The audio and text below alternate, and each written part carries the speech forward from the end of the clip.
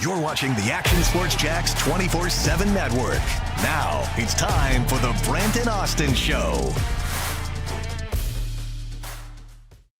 Well, there he is, Mike McDonald, getting ready for a big parade. Oh, that's today, the parade, the trophy celebration. I'm assuming that's Pacific time, so got a little bit before that happens. And kids, you're not invited. Go to school. How about that? You see that, Austen Lane? No free pass for the kids. So what are we doing? By the way, I thought, if anything else, I thought the Seattle-Washington area was more progressive. I'm not sure if that's a conservative, progressive, liberal, whatever thing, but I would be like, man, if anybody I thought would just cancel school for a parade, it would be maybe Seattle-Washington. No, without a doubt. But I also think, like, hey, just go and miss a day of school. Like, what are they going to do? You know, just go ahead and call in sick if you have to. But I always got on the question of, and this happens all the time with, like, celebration and victory parades, why wouldn't you have it on the weekend? So, like, everyone can, like, you know, like, obviously the industries and the work can go on like it is. And then on the weekend, a lot more people have off. The kids obviously have off. So the crowd's probably going to be a lot bigger. Why wouldn't you have the victory parades on the weekend? Yeah, that's a good call. I don't know the logistics behind that. I don't know if people in the city don't want to work on the weekend. In fact, I might have just answered the question. There probably has to be a lot of people that work that day, like first responders and security and other things. And my guess is on the weekend, overtime, everything else, you're probably adding to it, which then it probably costs quite a bit to do a parade, I would say, in general. From a city standpoint, I would think. I don't know. But then you would add it on to that, Austen, and then so maybe that's one of the reasons, just off the top of my head. Yeah, well, if that's the case, then Shad Khan, when the Jaguars win their Super Bowl, you know, like, go if you want to go ahead and front like 80% of the city that you got to pay to have all the workers and everything, maybe throw a little bonus in there. I feel like you're good for it. If you win a Super Bowl to have it on the weekend, I mean, please, by all means, do that then. Yeah, I don't understand this. I mean, let the kids out of school, man. I hope in Jacksonville today we have a parade. Every county lets the kids out of school for it. No doubt. You think they will? I mean, do cities usually? Did they? Yeah. They did? I felt like Green Bay when they won, they didn't, because I feel like a lot of my friends, like, we didn't get to leave. I feel like, so I think Green Bay. I mean, this is a long time ago, but maybe it's changed now. I'm not sure. In a way, I think it's bigger than it used to be, even that parade, right? It's kind of like a holiday on top of a holiday. Now, I mean, my guess is not too many people worked on Monday in Seattle. So not too many people are going to work today. And people are like, well, how many days do we need to celebrate this thing from a business standpoint? But Starbucks out in Seattle is probably doing pretty well during the parade stuff and everybody being happy. Players trying to go to Cabo, not a way. I do think there's an element of that where the players don't they don't want to wait until the weekend. But my guess is you could probably get them to wait till the weekend because players want out, everybody wants out, and it's a long. You know, your off season's already cut short. But I don't know if that's the reason. You know, this is actually a good story. Maybe you start to look at this, and maybe there's been already one written or done. But the art of the parade, like, where did it start? How did we get to where we're at? Like, what goes into it? I think would be kind of a fascinating story. I would read that, you know? Hey, Athletic, get after it. I come up with story ideas all the time, I think, for, like, other people. I could do them myself. I just don't want to. It feels like a national writer kind of story, doesn't it? Wait, is the whole basis where parades come from? No, where sporting parades parades come from, how they got so big, you know, and also what goes into it. Like, what? Seriously, what the why? Like, who pays for it? Who pays for it? You know, what are the teams responsible for any of it at all? Like, I really don't know. So I'd be interested in that. What were you guys saying about it? Was like the wave, like where the wave started? The wheel, I said. The wheel, the invention of the wheel. We could ask. I guess we could do that. Yeah. Yep. We could. You know, I'm a little disappointed, by the way, in some of the AI stuff.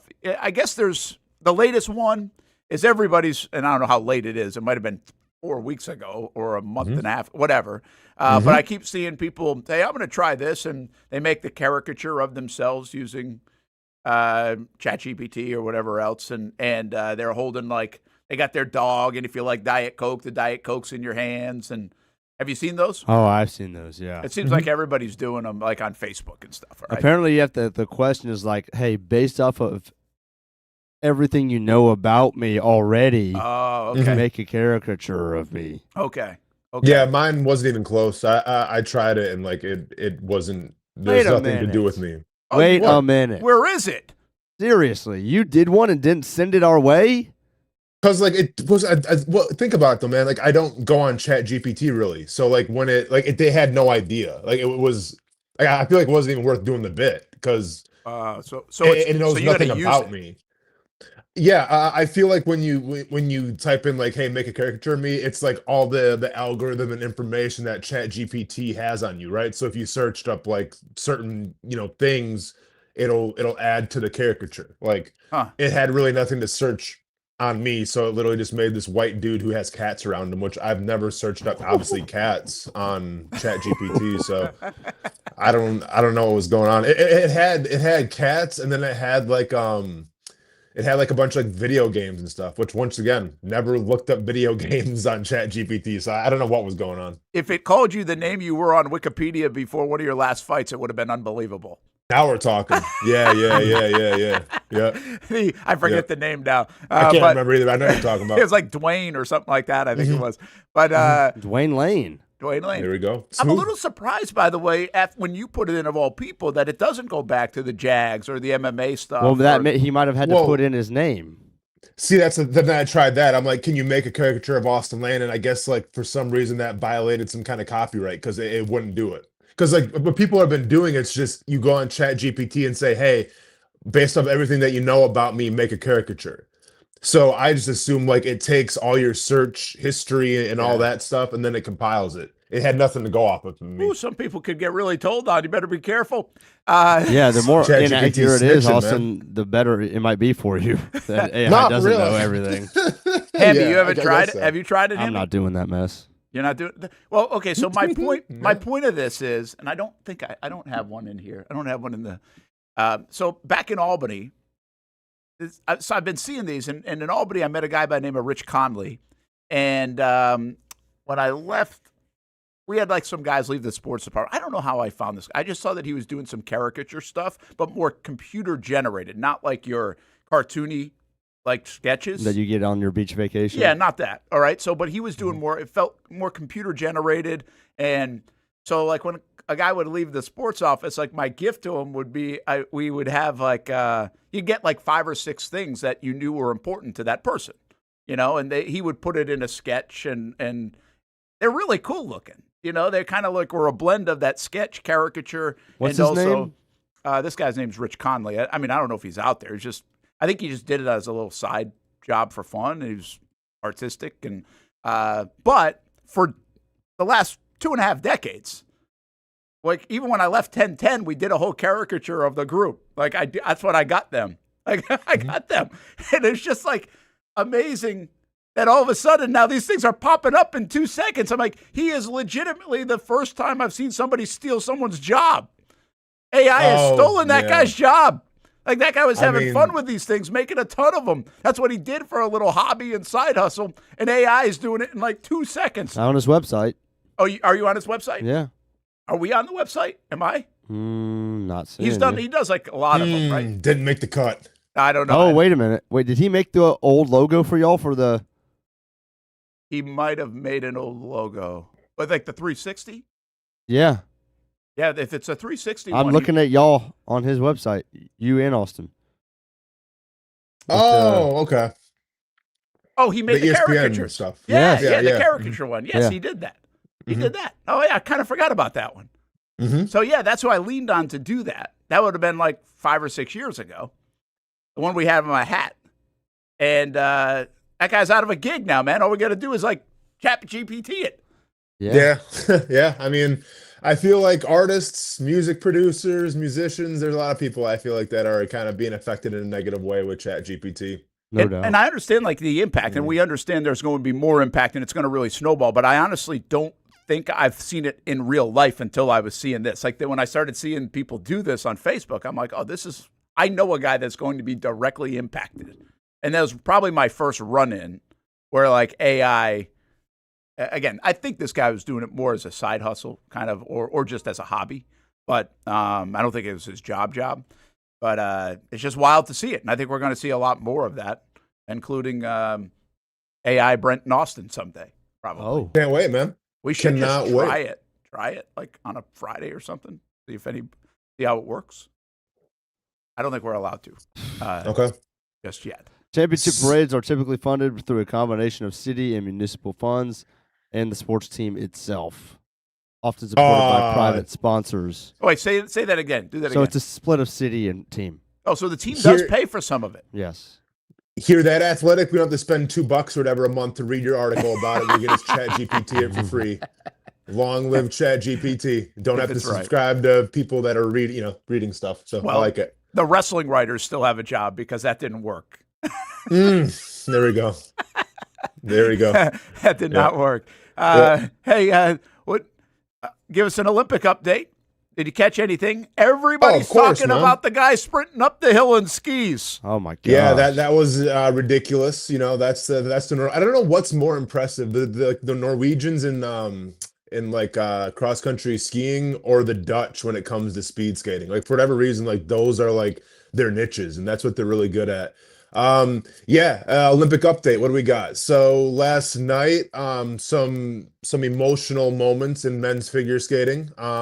I forgot the cat's name, but if you remember the helicopter accident with the airplane, I think there's outside of DC, wherever that was, that crashed. Well, one of the competitors for the U.S. team last night, his parents were on that plane that crashed, and he lost both his parents, and his parents were his coaches as well, because they were both figure skaters. I remember that story, yeah. Yeah, so he, last night in the short program, he was competing, obviously, to honor them and everything, and, like, there was a moment where, I guess in his career, he thought, like, do I even continue? Because, I mean, it's one thing to lose both your coaches, right? But then you lose your coaches that are parents. I couldn't imagine. So he went out there last night, did his thing. I think he executed his performance flawlessly, and obviously was very emotional after it. He had a picture of him and his parents when he was first stepping on the ice for the very first time that he carries with him. So when they gave his scores, he held the picture up and everything, and I think he gave it a kiss. So that was really cool.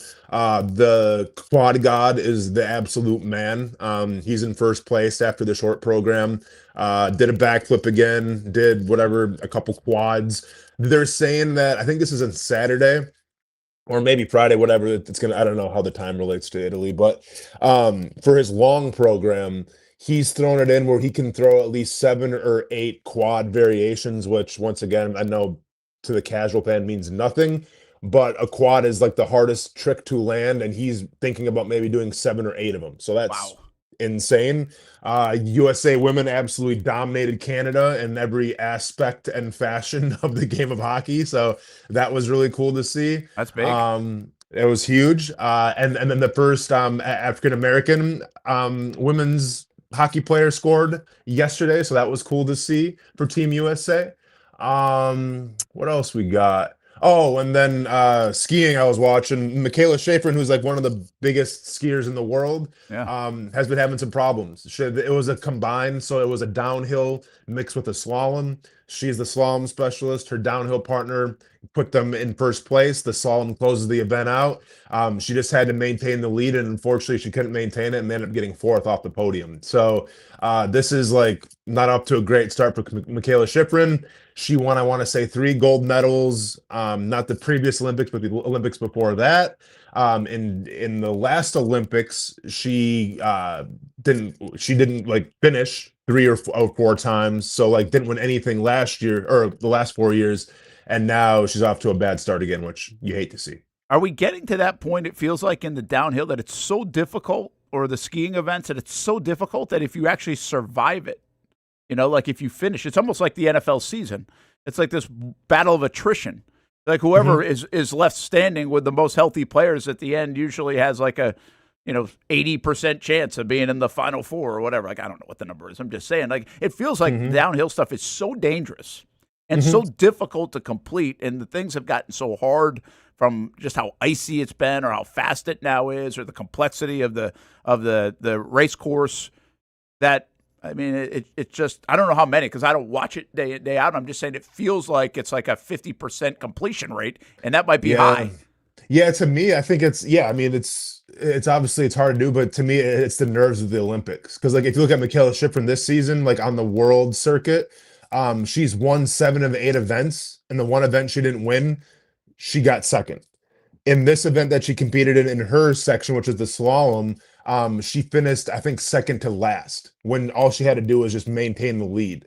So like I think nerves are definitely playing a part of it because like the downhill this year for the Olympics, like it's challenging, but it's not like you see like on the World Cup circuit. Like I grew up watching like the ON network with my stepdad, who's like the biggest skier that I know. So there's this event called Kitzbühel, which would be the equivalent to Bristol in NASCAR. Kitzbühel, which I believe is in Austria, it's known because like it's always icy, it's extremely steep, and skiers hit like their fastest speeds of the year at Kitzbühel, and there's always crashes just because like it's literally like you're on a glacier.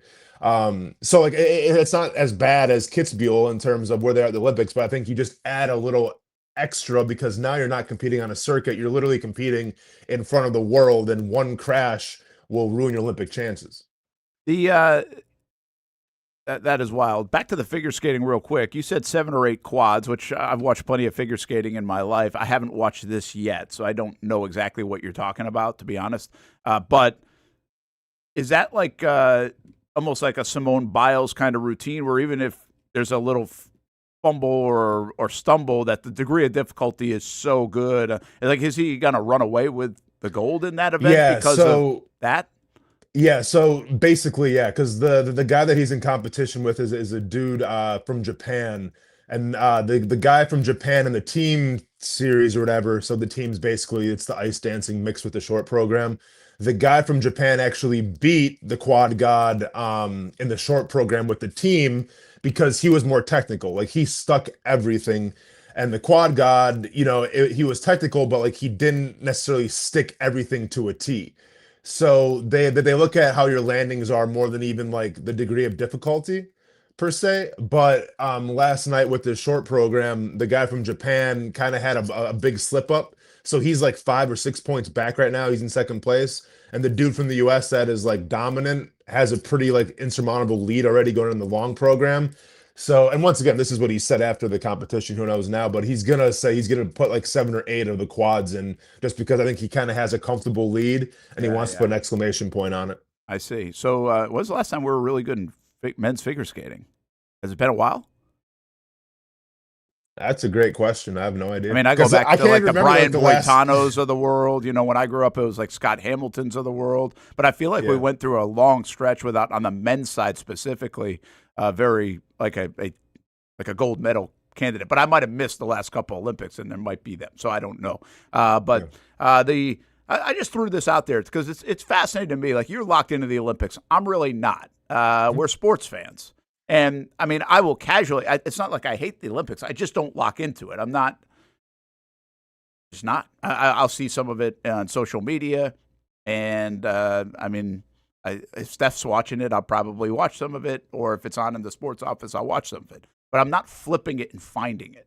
You are, it sounds like. So, But so what's the relationship, do you believe, between sports fans, people that watch NFL all the time and playing fantasy football and are betting on college basketball and are tuning into that now that football's over and maybe MLB season, whoever you like, whatever sport you like, but you know what I'm saying about NBA. Like, have your pick, but locked in sports fans that can't wait for the next thing that's on, and the relationship to viewing the Olympics. Because I don't really feel like there's a correlation. I think there's a blend of some sorts, but I don't think there's a crazy spillover. I feel like it's a different sports fan than the one that watches and can't wait for the rest of the calendar, from the Masters to the NFL to everything else. No, of course. Yeah. I mean, I think the Olympics is definitely more of a niche kind of thing than as opposed to football and even basketball or baseball. Like with football, obviously it's the biggest because of betting, fantasy football, all that stuff. Like, I don't think there's fantasy Olympics or anything like that. Like, I don't know. I want to try it.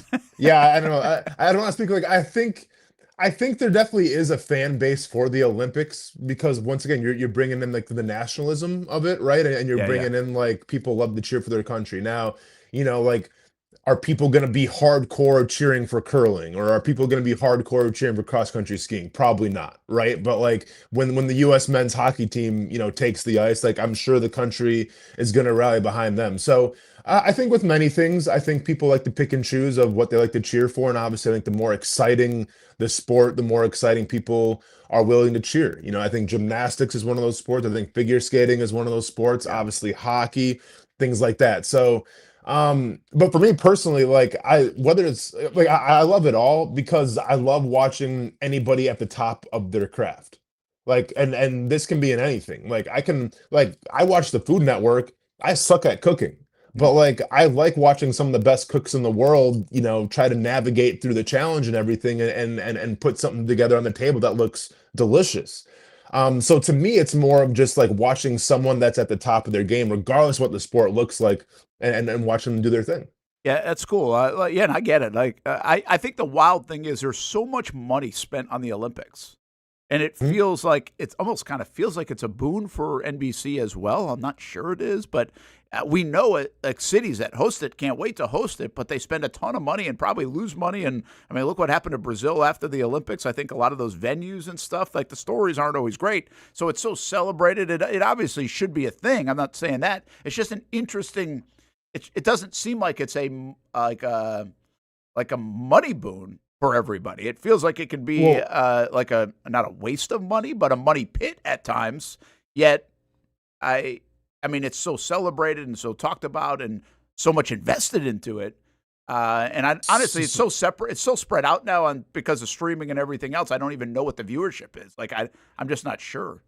Well, and I think it's a money boon for other countries. Like, I'm not saying like the venue that puts it on is making millions of dollars. I have no idea about that. But I think in terms of like every country being represented, I think it is a money boom. Like for the US, it's not because there's so many sports in the US. Like, for instance, the Dutch, Netherlands, like they treat speed skating in the Netherlands like we treat football here. Yeah, they do. Like yeah. those people, like those competitors that are speed skaters for the Dutch, they're taken care of. Like they're like gods in that country. They're stars. And they're stars. They're stars. And the same thing with like cross country skiing. And like, let's be honest, I would much rather watch somebody in a half pipe or doing slope style, doing inverted tricks and backflips and all this stuff than just, like, I mean, let's be honest. But like in Norway, like if you're a cross country Olympian, like you're treated like, like royalty. Like they embrace you. So once again, I just think in this country where it's so saturated with the sports that you can play and the sports that you grew up with and everything, like I think we lose back sometimes. Like, hey, if you're from Norway and you're a cross country skier, you're the man or woman.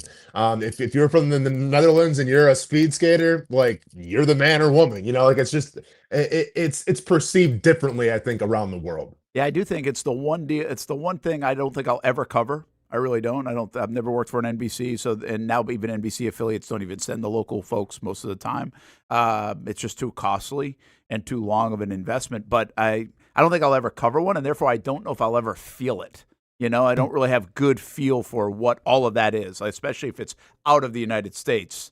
And to what you said, I think you're right. I think it's just we're so saturated in the U.S. There are so many stars in the U.S. There are so many things to like in the U.S.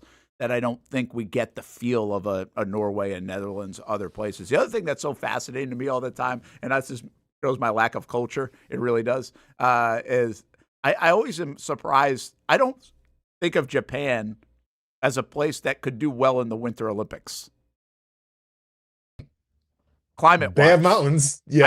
I know. I just don't, but I don't feel that way. Like I don't feel like I feel like in my lifetime, I feel like I've seen it snow or cold in Japan, like in video and pictures and movies and everywhere else, like one or two times. Mm-hmm.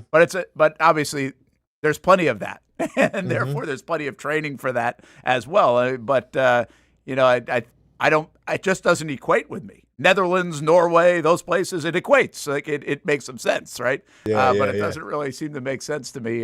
Yet Japan does very well in the Winter Olympics. Guys, I got to be honest. I can't believe we're 15 minutes into Olympic talk and we haven't gotten to the biggest story out today. I know, that's fun. Well, I didn't know if you'd be ready or not. Did you see the guy that admitted cheating on his girlfriend? Or wife? Was it wife or girlfriend? Girlfriend. Yeah, man.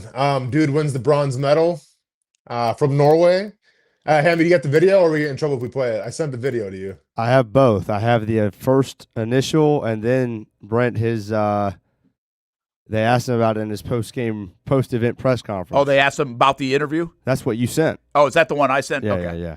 All right, here's number one. This is right after the event. Sturla Holm-Lægra, gratulerer så mye med OL-bronse. Hvordan har du det? Det stort. Det min første OL-medalje. Og jeg vil takke alle som har hjulpet meg på veien. Smørerne for en kjempegod skidag, og hele familien som har backa meg. Og så det en jeg ville dele det her med, som kanskje ikke ser på I dag. For et halvt år siden så møtte jeg mitt livs kjærlighet. Verdens vakreste, fineste person. Og for 3 måneder siden så gjorde jeg min største tabbe og var utro mot henne. Og det fortalte jeg for en uke siden. Og det har vært den første uken I mitt liv.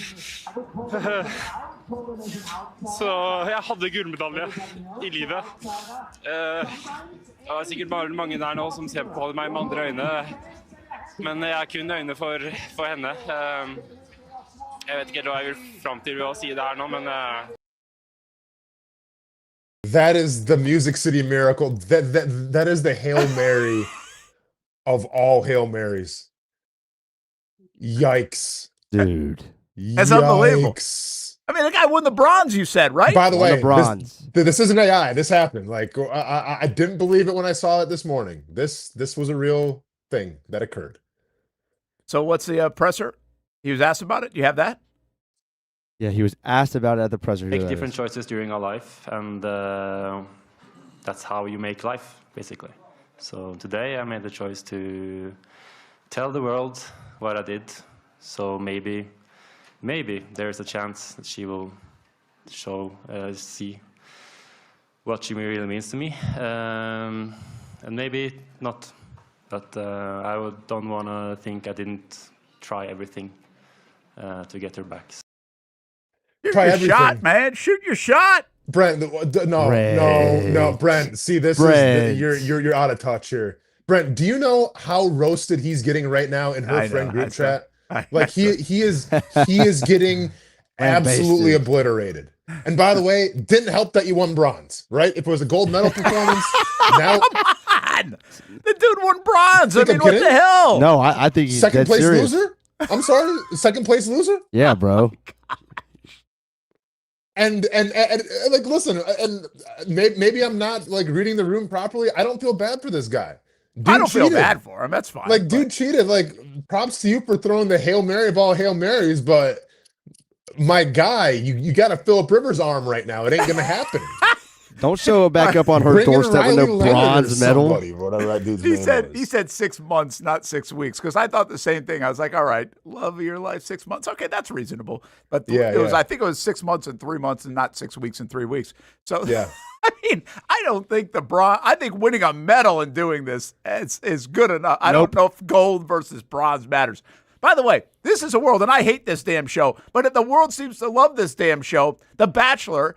I mean, The Bachelor would go nuts over a moment like this. Here's what I'm thinking. Like, here's where my mind goes, because I'm diabolical.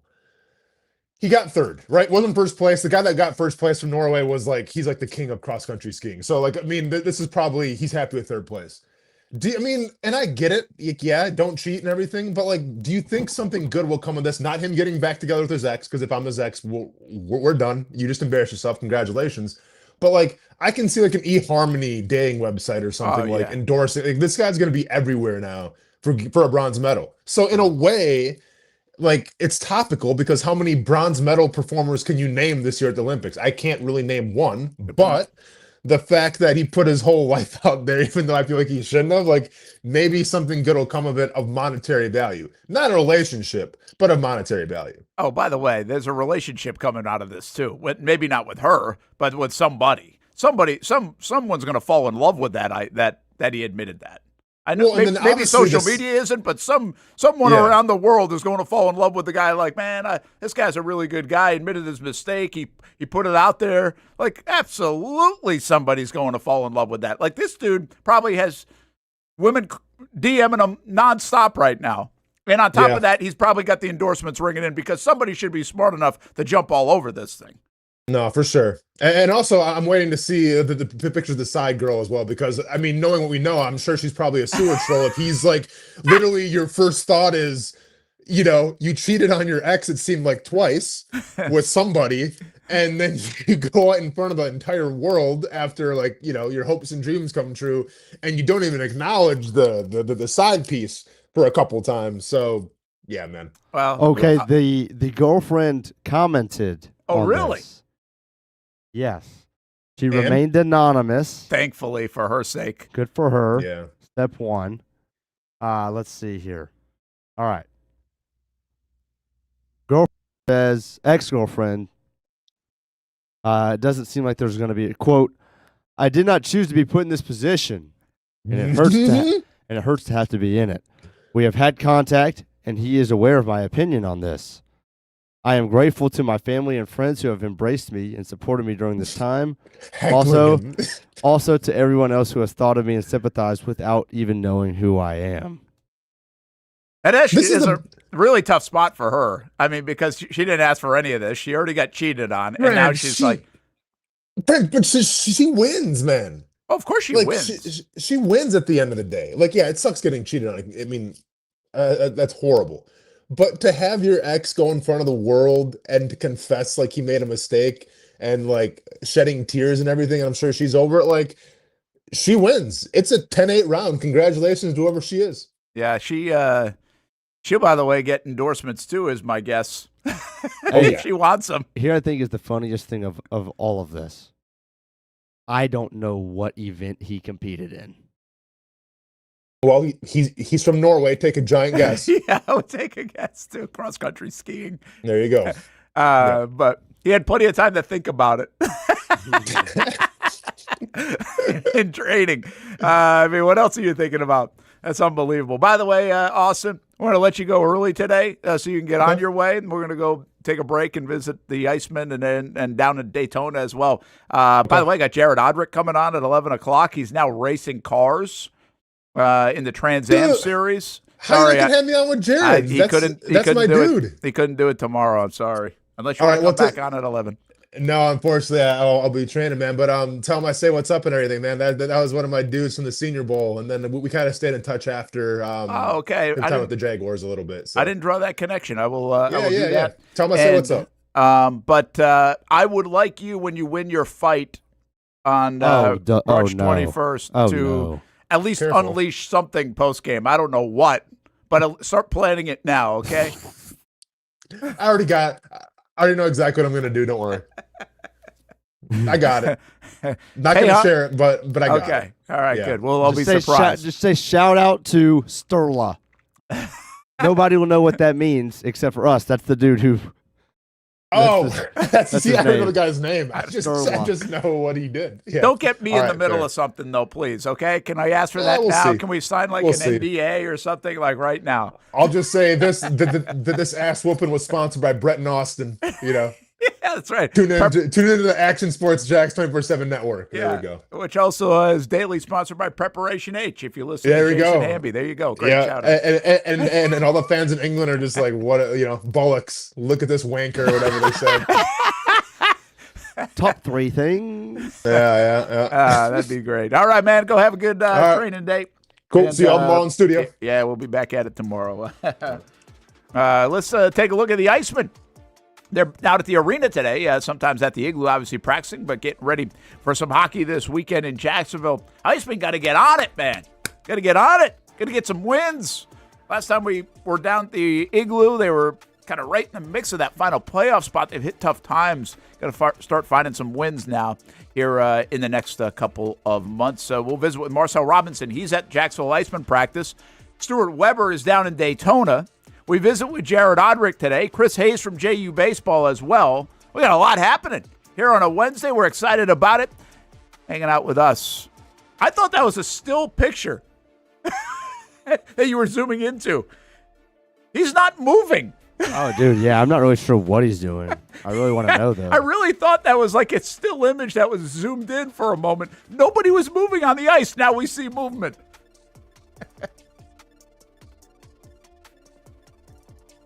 Choose your own adventure.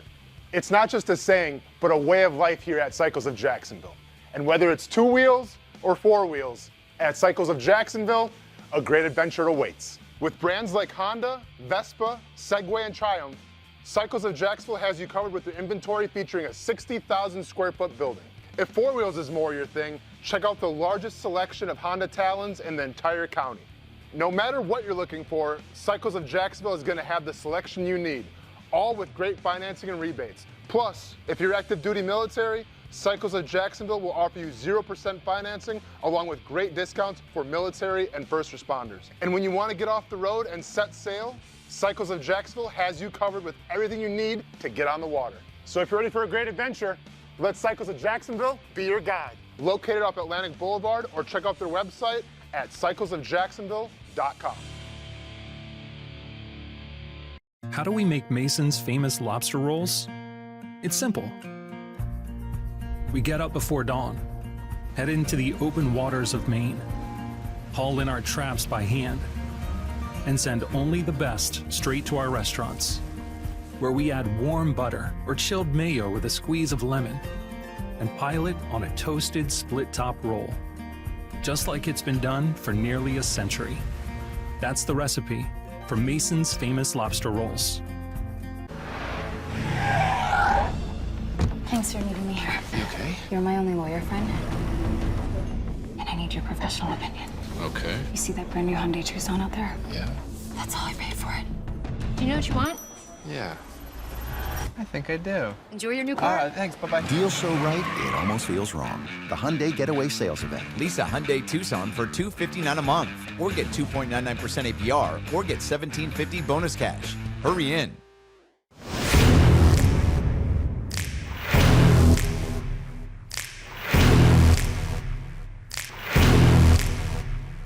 Grab some friends and go to a restaurant, or head out for a drink and some conversation. Watch your favorite team play on the big screen.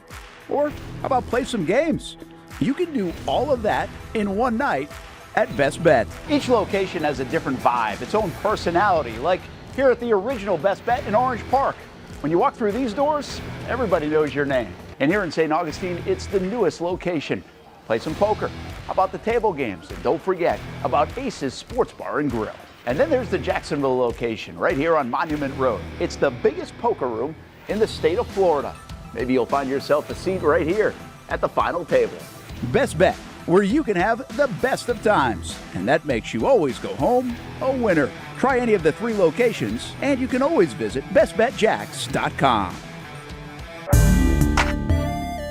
Year 2 is in the books for the Jacksonville Armada women's under-23 squad, taking another step forward in the Women's Premier Soccer League. Under the guidance of head coach David Goff, the girls in blue went undefeated at home for a second straight season, including a dramatic draw in the opener. And they've left it to the death. Unbelievable stuff. And a late winner to end the season at home. Headed on. Here's a chance. Gianna Ramirez brings it down, still alive, takes a shot, and into the back of the net. After fielding a younger roster in 2025 with talent from all across Northeast Florida, the future is bright for the Armada women's team. We highlight the ladies and all things Jacksonville Armada each week on Fleet and Footy on the Action Sports Jacks 24/7 network. I'll put one in the back of the net for you. Join us for player profiles, fun interviews, and the very latest on the Fleet and all things footy. That's every Thursday at 2 p.m. Baker's Sports. It's a hometown business filled with hometown people trying to make you feel right at home. Chris Conley, Jacksonville University. Walker Wright, class of 2018, West Nassau High School. Michael Young, Fletcher High School. Baker's Sports started in a grassroots way and now outfits much of the Southeast. Samuel Coffrin, Paxton School for Advanced Studies. High school sports, travel sports, youth sports of all kinds. They are a one-stop shop carrying Nike, Adidas, Under Armour brands, and more. Vincent Caldes, Oak Leaf High School. Tony Mazzio, Stanwood High School, class of 2002. Whether it's sports teams on the field or it's your team in the workplace, like our Action Sports Jacks team, and community events like the Dream 18 Golf Tournament, and many others. Cole Tilley, Hilliard High School. Reagan Webb, Eagles View Academy. Look good, feel good, play good with Baker Sports. Custom sports apparel since 1997. Shop with the hometown team at bakersport.com. Welcome back to the Brent and Austin Show, streaming on the Action Sports Jacks 24/7 network. I thought I heard some racing for a second down there at Daytona, which we may take a visit to. We got a fun show lined up if we can get it all to work. We got a lot going on back there for Hamby, really testing him. How about this story? Charlie Woods headed to the Knolls, and I don't know how much people really pay attention to golf and youth golf especially, but this is a big deal for Florida State golf, I would think. Not to just get Charlie Woods.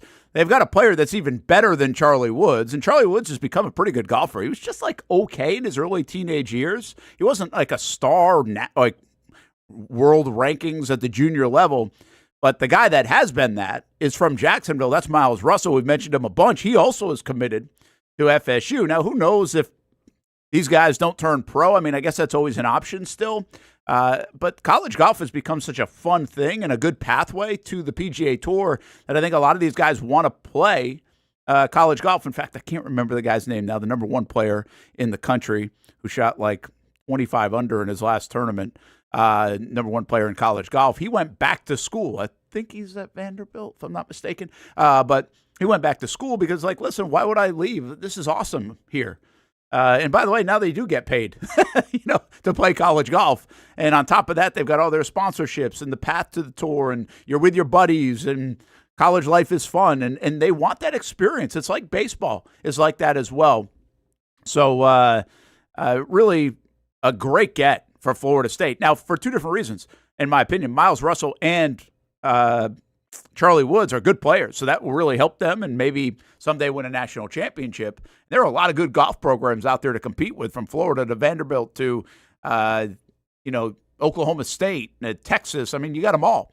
So good get for Florida State, but also you would think, at least from a funding standpoint, when your dad's a billionaire, maybe that will help the Florida State athletic program a little bit too. And I don't know that. Who knows if that will trickle down or just help the golf program, but certainly not a bad get in that respect. Just even from a profile standpoint, to have Tiger Woods around your golf program, watching his kid play. So there is something to that that I think is at least a domino effect for FSU. I think it's pretty cool what Charlie Woods has done, by the way. That's a hard thing to follow in the footsteps of dad. And I don't think he's really tried to in that essence. I think he looks like he's been pretty cool with it, just hanging out with him and the father-son events or whatever else. And so far, so good on that. Now, who knows? I don't know him.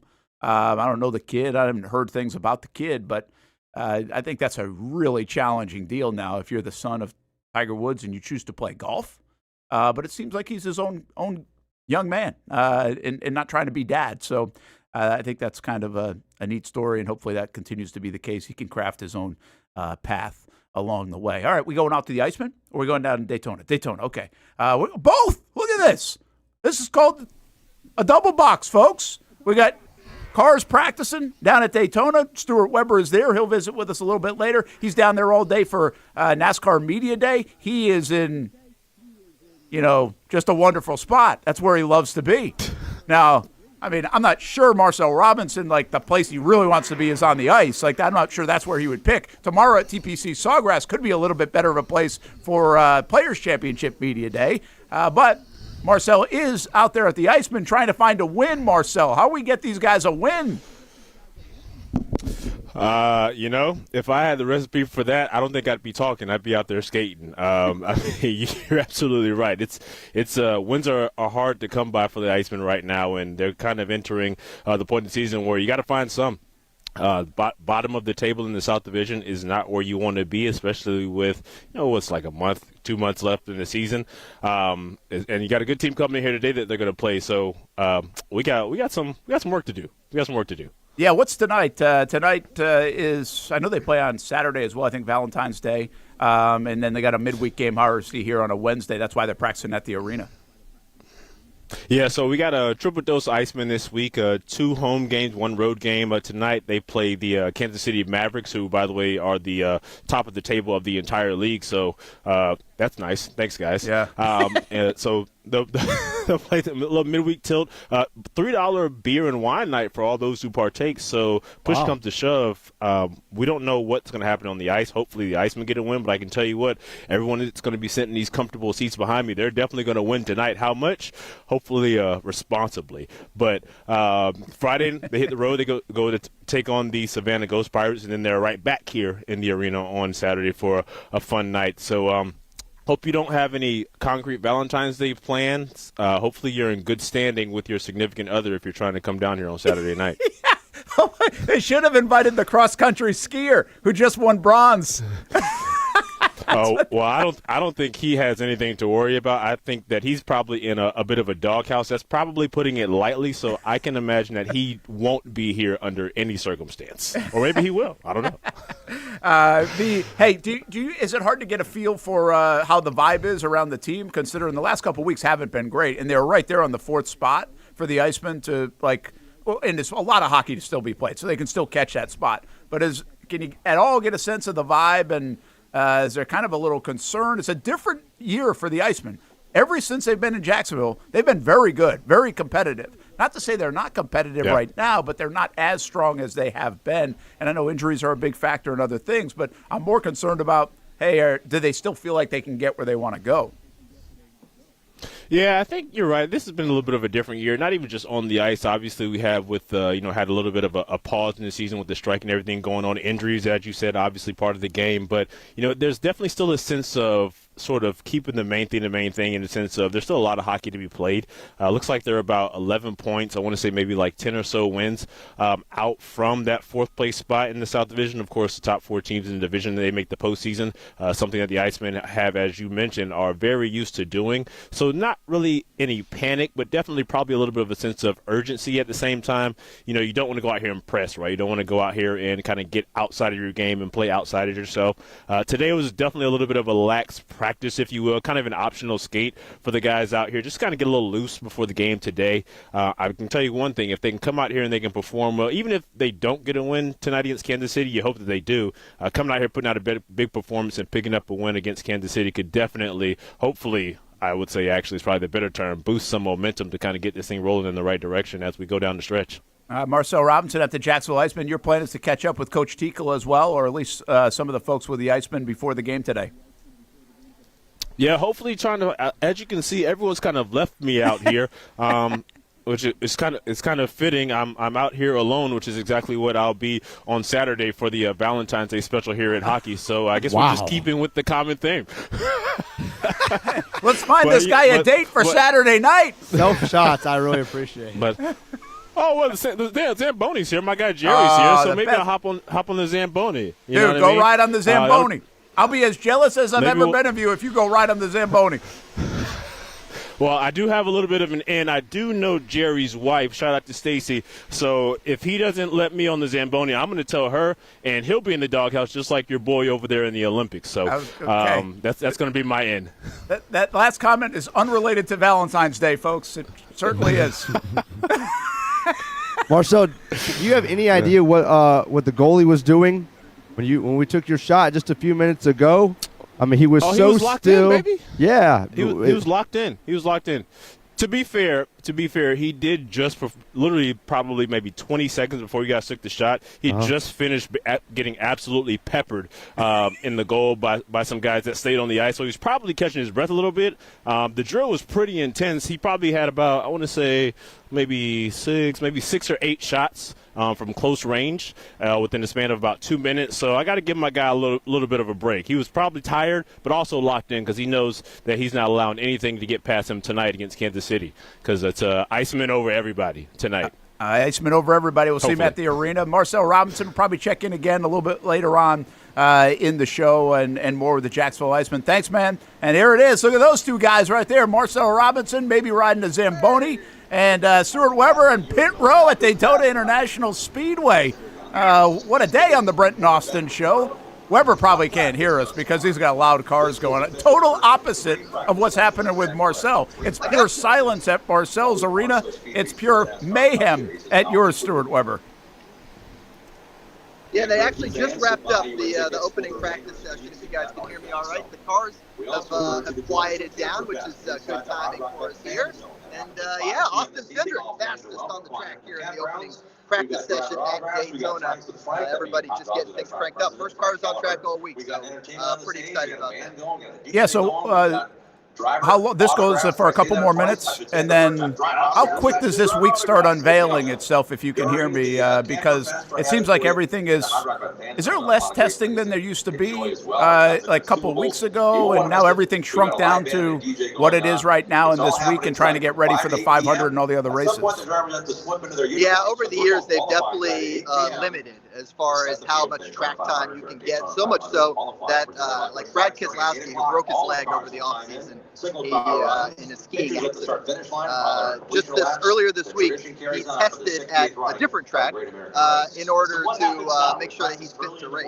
So like they won't let you onto the track here at Daytona in advance, which is actually a reason a lot of these drivers like doing the truck race, like doing the Xfinity race this week, because it gives them extra track time here at Daytona to kind of get back into it for the season. Can we tell that guy to be quiet for a couple of minutes? I mean, we're trying to do a live shot here from Daytona International Speedway. It's fine, though. You sound good, and we can hear what you're saying. Stuart Weber at Daytona International Speedway. We've got a bunch of coverage coming up. Stuart's down there for NASCAR Media Day. Marcel's actually going to go down to Daytona, and I think Stuart even might be there tomorrow as well for the duels. And then Sunday, of course, Road to Victory Lane, 11:30 to 12:30. Right now, what's the forecast look like for Sunday? Could that be an issue? Well, it's Daytona, so of course it could. I think last I saw was the entire week is clear except for 2 to 10 p.m. on Sunday, because of course it is. We'll have to check with our First Alert weather team and the meteorologists that we have in house to really get you a full forecast for Sunday. But who knows? You know, we're going to do our best and let the chips fall where they may. That's the one thing that's out of your control, right? You can't put a roof on a 2.5 mile trial, so it is what it is. I feel like the last couple of years have been okay. I always get that confused. I know we went down there one year, it got rained out to Monday. I don't know if that was 2 years ago, 3 years ago. I can't remember. Hey, what are the main stories today at NASCAR Media Day? Like, what are you scouting about? And obviously, the big story this week is, can William Byron win 3 in a row? And I feel like there's probably not a confidence that he can, because this is already hard enough to win one time, never mind 3 times in a row. Yeah, it's never been done. Nobody has ever gotten the 3-peat here at Daytona, so that is a big storyline. And I mean, you think about how he won last year. I mean, he was 8th on the backstretch on that final lap before surging to the front as they all wrecked. So that there's a lot that goes into it. A lot of fortune has to fall your way to win it once. To win it 3 times in a row would be remarkable, but I don't know how much that says about his racecraft as much as just being there at the end and having a chance. That's what you got to do. Put yourself in that front pack, give yourself a chance at the end. Will certainly be part of it. But big storylines, you've got the rookie debut of Connor Zilisch. That's pretty exciting. He did race a couple races last year in the Cup Series, but his first time here at Daytona in the 500. If you don't know about Connor Zilisch, learn about him. 19 years old. He won 10 times last year on what is now the O'Reilly Auto Parts Series. I already said Xfinity once in this hit, so I probably got to put some change in the jar. It was Xfinity. Now it's O'Reilly Auto Parts, which is so much longer and more annoying to say. But he won 10 times there.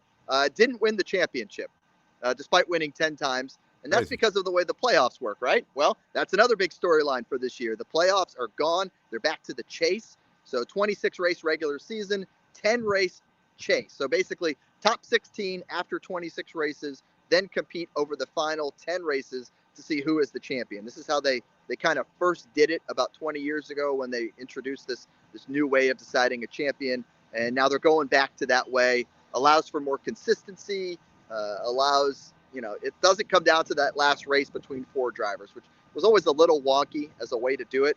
Connor Zilisch is a perfect example, the way he didn't win the title last year. So certainly that'll be fun to watch how the playoffs take shape. And I think it kind of helps the bigger teams who have been winning the titles anyways, but the big teams are the ones that are going to have that consistency throughout the season. So we're talking Hendrick, Gibbs, and Penske. Those are the ones you got to watch out for when it comes to title contenders. All right, last one for you. You're a big racing guy. You're our guru expert when it comes to Daytona. This will be the Super Bowl for Stuart Weber. Are you excited about this season? Like as a NASCAR fan, as a racing fan, are you excited about it? I might be a bad barometer for this because I was a fan the last few years when so many people on social media were down. So many people were down on the racing. I mean, I just love the experience and the senses that you get at a racetrack. So like, I wasn't as upset about all of the weird things that were happening the last year just because I love the pure racing. Now that said, I'm excited, but like I said, I was going to be excited no matter what for this upcoming season, and hopefully, NASCAR has really taken the stance this off season of trying to kind of go back to its roots, trying to bring back the core fans from the beginning. They have a new ad campaign that's hell yeah NASCAR. They're really leaning back into it, right? So how much can you lean back into it? I don't know. Where it's 2026, it's a new year. You kind of have to be more national, more global. Look at the NFL, what they're trying to do. But the problem is there is a global racing series. It's Formula One. So you then lean back into your national fan base here in the United States, especially in the Southeast. Sure. I just think it's the same thing we've been saying for years. We need more personality out of the drivers. We need more rivalries. We need, that kind of stuff that really gets the fans more engaged, gets it to be more for the casual fan. And hey, putting guys in a Super Bowl commercial doesn't help. You see Bubba Wallace pop up in one this past Super Bowl. I think that visibility for the drivers is key too. Yeah, no doubt. All right, Stuart Weber, nice job. Hopefully check back in with your media day starts at noon, so I think you'll be inside and obviously talking to a lot of the drivers. We'll take at least a peek in there a little bit later on. Thanks for going trackside from Daytona International Speedway. That is Stuart Weber. And he will lead our coverage coming up Sunday, Road to Victory Lane, live on Fox 30. And one of the stories that we're going to do is tell you about our next guest. We're going to talk about the Trans Am Series a little bit. And former Jaguars player, former NFLer, Jared Odrick, is now a race car driver. And he joins us on the Brent and Austen Show on the Action Sports Jax 24/7 network when we come back.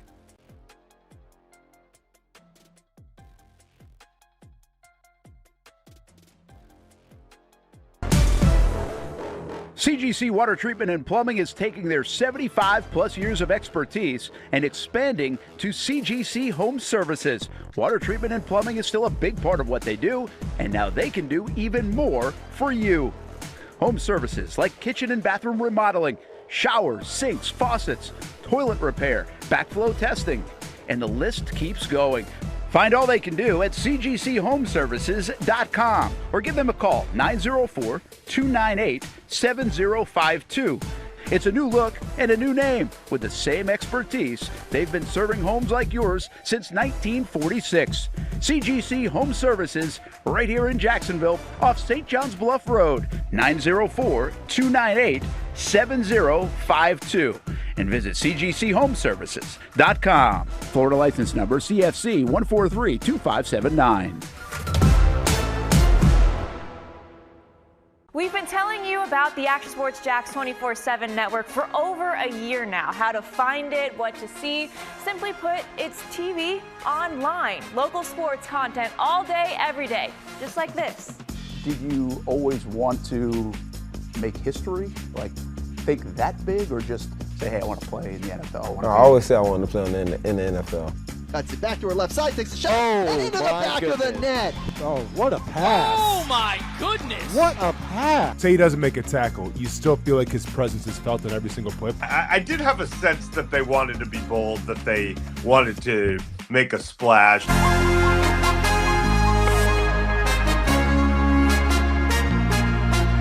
It's content you won't find on TV. Find it on actionsportsjax.com and just sit back and watch local sports all day on the Action Sports Jax 24/7 network. It's one of the hot spots in the area. Welcome you to String Sports Brewery out at the beach. Big crowd on hand tonight. The fans are here. And now the newest hot spot at the beach is open. String Sports Brewery in Jax Beach has opened its doors with rave reviews. We're going to be fans forever. Cozy up to the bar. Grab a seat in the sports-themed restaurant. or grab a seat outside and feel that breeze coming off the beach as the weather warms. Just like the original location in Springfield, try the popular beer menu and come for lunch or dinner too, because the food is fantastic. We got a special guest in the house. He's happy. He's feeling good. He's Trayvon Walker. It's where we hosted Jags Report Live in the football season, and the String Sports Brewery staff can't wait to host you. Hey, welcome back here to String Sports Brewery. And if you haven't checked out the new location in Jags Beach, you got to do it. String Sports Brewery, now with 2 locations in Springfield and now open in Jags Beach on Penman Road.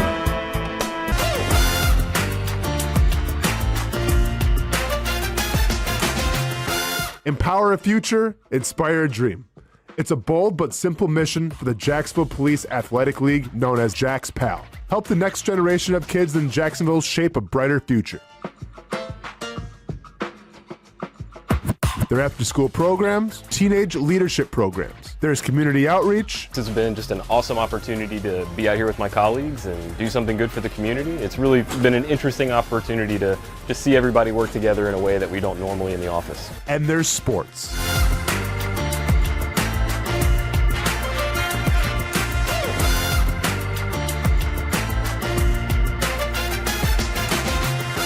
There are also ways you can help the next generation with a donation of any kind. Just visit jaxpal.org to get more information. Empower a future, inspire a dream with Jax PAL. When it's time to get a new car for anyone in your family, just remember, nobody but Nimnick, the #1 Buick GMC dealer in Jacksonville. Get the latest price breaks on 2023 and 2024 models or the newest 2025 vehicles in the showroom on Phillips Highway, or shop online at nimnickbuickgmc.com 24 hours a day. GMC Sierras, Yukons, and the redesigned Acadias, or get the all-new redesigned line with Buicks. It's nobody but Nimnick, and part of the reason why is this is a first-class buying experience here at Nimnick Buick GMC. You're not just a customer, you're a friend. This is about getting a vehicle that best fits you and getting you on the road, and also helping you and your family down the road. Nimnick has a treating you right guarantee, courtesy, respect, fairness, and most Buicks, GMCs, and Jacksonville's only Car Bravo dealer, nobody but Nimnick. Who has put in the most years and stands behind a better experience? Nobody but Nimnick GMC. We are professional grade.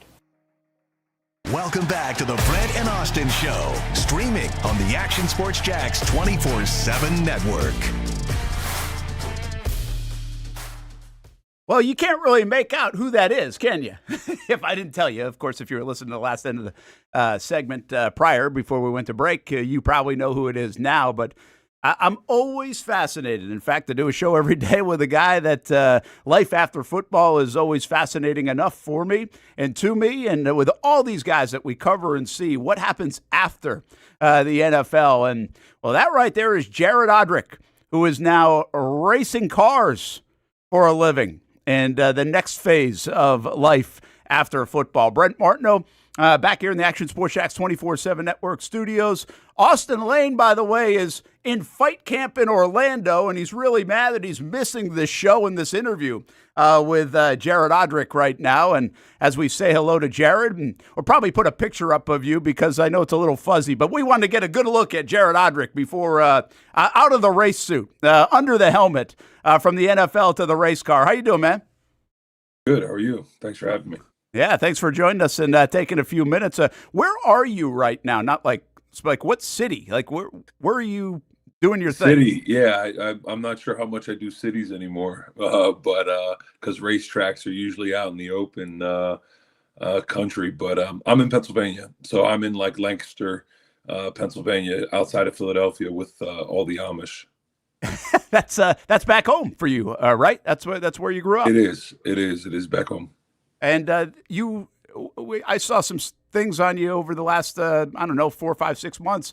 I mean, you got into racing, or you were a racing fan even as a kid, right? You would go to these races. So this was a little bit in your blood at a young age. Yeah, I mean, I wouldn't go to these types of races, but when I was younger, my grandfather would take me to what we called Road Rally, which was the STPR circuit up in Wellsboro, Pennsylvania. And so it was rally racing, and they would drink their beverages, and we'd put money down on cars, and we do that type of thing. But it was a glorified hunting camp, and we would go up there and watch races. So yeah, no, racing and just competition in general has been in my family and in my blood for a very long time. All right, so fast forward, you're now in the Trans Am Series. How did you go? How did you get here? How when did you make the pivot and say I'm going to do this, and kind of what was the in to where you are right now? Yeah, well, I end up referencing what I call the world event that happened to everybody during 2020 and 2021, and I was kind of roaming the country, and I was helping a family friend who I now call Uncle Ed, and Uncle Ed is a guy who is racing Spec Miata, and Spec Miata is a form of road racing with older model Miatas from the 90s, and I couldn't believe that this world of amateur or pro-am racing was even available to anybody who didn't either grow up in racing or wasn't a professional already. And so I'd witnessed that, and that's where it started. And then it developed into me racing in SCCA with a Porsche Cup car. 2 years into racing, I won an amateur national championship, a GT2 national championship through SCCA. And then after that, I had asked a few friends and mentors and coaches, what I should do next. And I was going to do more Porsche racing and something like the Sprint Challenge or the Porsche Carrera Cup. And they told me, well, what are your goals is what they asked me. And I said, well, I want to be a real deal driver. I don't want to be this, quasi celebrity driver or a football player that just happens to fit in the car. And they said, run the Trans Am Series, run a TA2 car. And that's how I got here. And we were able to culminate that into winning a Pro-Am championship last year. Yeah, really cool, by the way. And there's a nice local tie here, especially in the race that you won in November. Scott Lagasse and the Lagasse family, well known of racing. In fact, when I was contacting you a couple of days ago, he reached out and was really raving about you as well. But I think the event you won as an amateur, he won as a pro in that series with his race team. And they're building a big track down in Palatka as well. We've been covering Scott and his journey for a long time. So it's I know not everybody knows about the Trans Am Series, but in the racing world, it's a big deal and just one of the series that you can really excel at and grow in, right? Yeah, no, totally.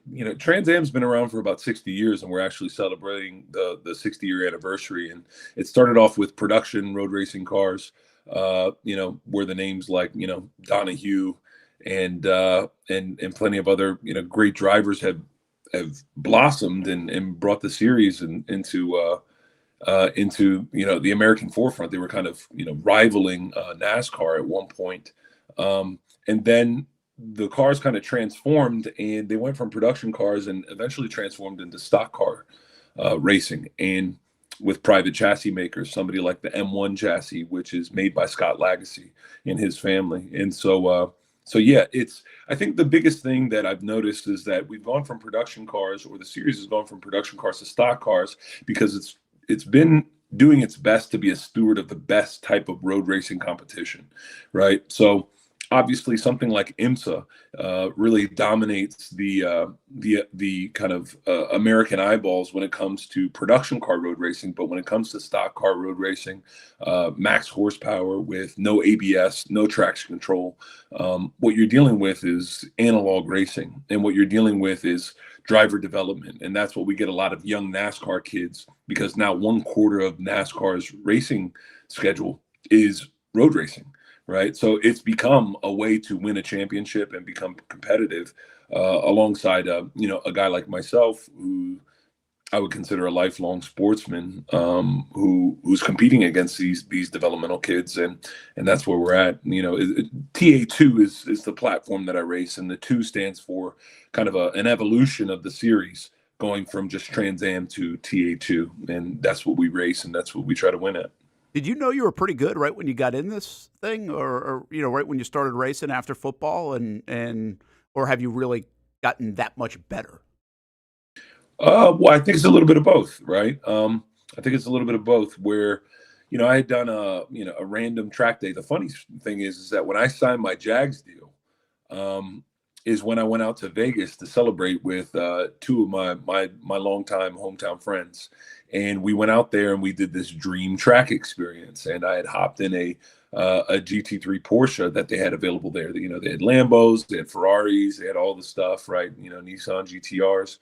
And the only thing that I fit in, because it didn't have racing seats, it had regular seats in a regular cockpit, and I had to wear a helmet. So I had these, kind of cushy seats that really wasn't a bucket for me to fit in. The only thing I fit in was a GT3 Porsche. And so I drove it with my head to the side, kind of cocked. And I was told, and this may be how they, get people to come back, but I was told I tied the patron record that day. And so they're like, oh, have you done this before? And I said, no. So that was always in the back of my mind. But then once I saw that road racing, the Spec Miata racing in 2020 or 2021, the summer of 2021 out in Colorado, I was like, man, I should really try this. I'm like, what have I been doing this whole time? I've just been, pulling up with a nice car to restaurants at valet. Like, there's got to be more than just this. Over at what is that? 11 South. 11 South. I would just pull up over there, and it's like, this is my max car experience, right? And I'm like, this can't be it. And flying to the stadium on the JTB, I'm like, there's got to be more than this. And so yeah, I mean, yeah, I got into it. I knew I've always been a super competitive guy, but yeah, hopping into this platform is what took it from me being in an amateur within SCCA with the Porsche Cup car, and going to this is where you're running with pros and AMs, and I'm in a pro-am where it's a mix of both, and we're out there beating pros or people who are on a professional development track, people that are sponsored by Toyota and Chevy. So how fast do you guys go in this series? Depends on the track that we're at, but I think at Road America we'll do about 170. What's that like? Yeah, it's intense. It's intense. I think everybody abuses the word adrenaline. Yeah. When they talk about racing, but for me, it's really a hyper focus, right? It's putting yourself in a situation where your mistakes have repercussions. In anything that you're doing, right? Whether it's racing or anything else that you're doing in life, if the risk isn't real, then you aren't either, right? So if you're doing something without any risk, well, then you're not developing yourself. And I don't think you're actually, for me, it's not a life worth living if I'm not putting something at risk. And I think that demands my focus, that demands my discipline. And I think those are the two biggest words I've used to describe my racing so far. Yeah, you've always been a pretty deep thought guy, right? I mean, fair enough to say, even during your football career, there's a lot of depth, and I think you guys get classified as jocks or whatever else, for decades and decades and decades. I think there's a little less of that now, to be honest with you. But I mean, there's way more to it, right? I mean, there's way more than just being a football player. Yeah, sure. I think and having an opportunity like this, to talk to you guys, what I realized in towards the end of my career, when I was giving interviews, as a football player, and I started feeling fraudulent in this kind of quasi intellectualism that I wanted for my life, or depth that I wanted in my life, without feeling like I actually achieved it or that I actually had it. I felt that there were plenty of times in interviews where I felt like the interviewer or the reporter were kind of, nodding their head and just agreeing simply because it was their job and I was in a social position that people applauded. So I think that a lot of that time, I felt like, or eventually I felt that the depth compliments like that was unearned. But it is something that, once stepping away from the game, that I tried to, re-educate myself for a couple of years before stepping into a race car and, asking yourself, what things mean to you. And I spent quite a few years doing that, probably about 5 years after I was done with the Jags. And I think it's all landed me here where, about 5 years I was separate from competition. And I was, kind of hanging around a totally different crowd that was outside of athletes. And then, it hit me when I was at the racetrack that I had been starving for competition. I had been starving to be an athlete again. And so So I think I've tried to take some type of, re-education of who I am and what matters most to me, and then re-implement it into sports and competition through racing. By the way, we have Jared Odrick on, who's now in the Trans Am Series, and pretty cool. We're going to do a little more with Jared on our Road to Victory Lane special, Daytona 500 week, Speed Weeks here. There's some tie to Scott Lagasse, our St. Augustine guy here in Jacksonville as well. And, of course, Jared played for the Jags and the Miami Dolphins. I do want to ask you a little bit about football. I won't keep you too long, but I want to acknowledge this because Jared actually gave me a very good lesson in my job back when he played here. Oh, he did. And I don't know if he remembers this or not, but I don't mind bringing it up because I think it was a fantastic lesson as we were learning like social media and reporting and everything else. And I genuinely mean this. Like, this stays with me as an example, and an example I can tell some younger folks. And I'll never forget it. You guys were playing the Chargers, and the Jags got beat by the Chargers like all the time by Phillip Rivers in San Diego. This was the San Diego Chargers. And Jared, like, the Jags were playing bad. And Jared jumps off sides, and I tweeted something like, Jared Odrick jumps off sides for the 100th time this year or something like that, or some exaggeration of just frustration of the Jags just once again kind of laying an egg. And I thought it was handled by you in such a good way because a few days later, in an interview in the locker room, I asked a question to Jared in a media scrum, and his response was, well, for the 100th time, blah, blah, blah, blah, blah. And I was like, what a great way to say, I saw that, like, and I think in our world at that time, we're kind of wondering, wow, athletes aren't watching this. They don't know what the heck we're saying. And it was such an eye-opening experience. So in a way, I thank you, Jared Odrick, for that moment. And I thought it was kind of a cool way to handle all that. And even for coming on and not holding a grudge all these years later. No, man, not at all. I think there's plenty of opportunity for that. I think when people are done with football or done with something that feels like what they dedicated their life to, and then they don't get to make the decision about when they leave, how they leave, and exit the game. I think there's plenty of opportunity for holding grudges, but I think that just holds you down. And at this point, with racing, it just makes you slow. So I'm not about that. Yeah. What happened at the end of the career? Like, why was it over? For you in football, because you had a nice career, and especially coming from the Dolphins where you really performed well, and the Jags signed you to a pretty heady deal at that time. I mean, heck, nowadays that'd be like no money, right? In terms of what guys are making. But sure. Why? I guess it's a little surprising. Maybe it didn't go as well in Jacksonville. But did you know it was over when it was over in 2016? My career in general, or career with the Jags? Your career, in general with the Jags. I mean, because you didn't play after that, right? I mean, if you want the full frontal, I mean, what it came down to was I injured my shoulder with playing against the Lions. Reggie Bush had cut back against the grain, and I had reached out and I grabbed his shoulder pad, and as he made a juke move, my shoulder came out and I tore part of my labrum. So that eventually became the big argument between me and the Jags, was talking about, hey, we're going to get you back out there on the field. But I know how the business goes, right? Which is if you get back out onto the field, you can then be declared healthy and therefore cuttable, that you can then be cut. Well, I understood that. But at the same time, I also had the right to seek out my own form of rehabilitation. Well, what they wanted to do was to have me get surgery. And I knew that if I rehabbed properly, that I wouldn't need to do that. Well, that became a big argument between us. And it eventually, I became a cap cut because I had a bonus coming up in the spring. And so I think they did their best to make me seem insubordinate, like that I wasn't rehabbing properly.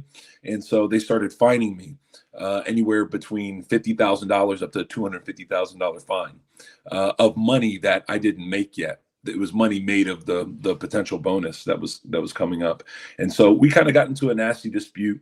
And then they basically said, come sue us, which is typically what happens to a lot of players. And a lot of players who are scared of not having their career continue end up not doing that, right? So they walk away, they kind of take the brunt of it.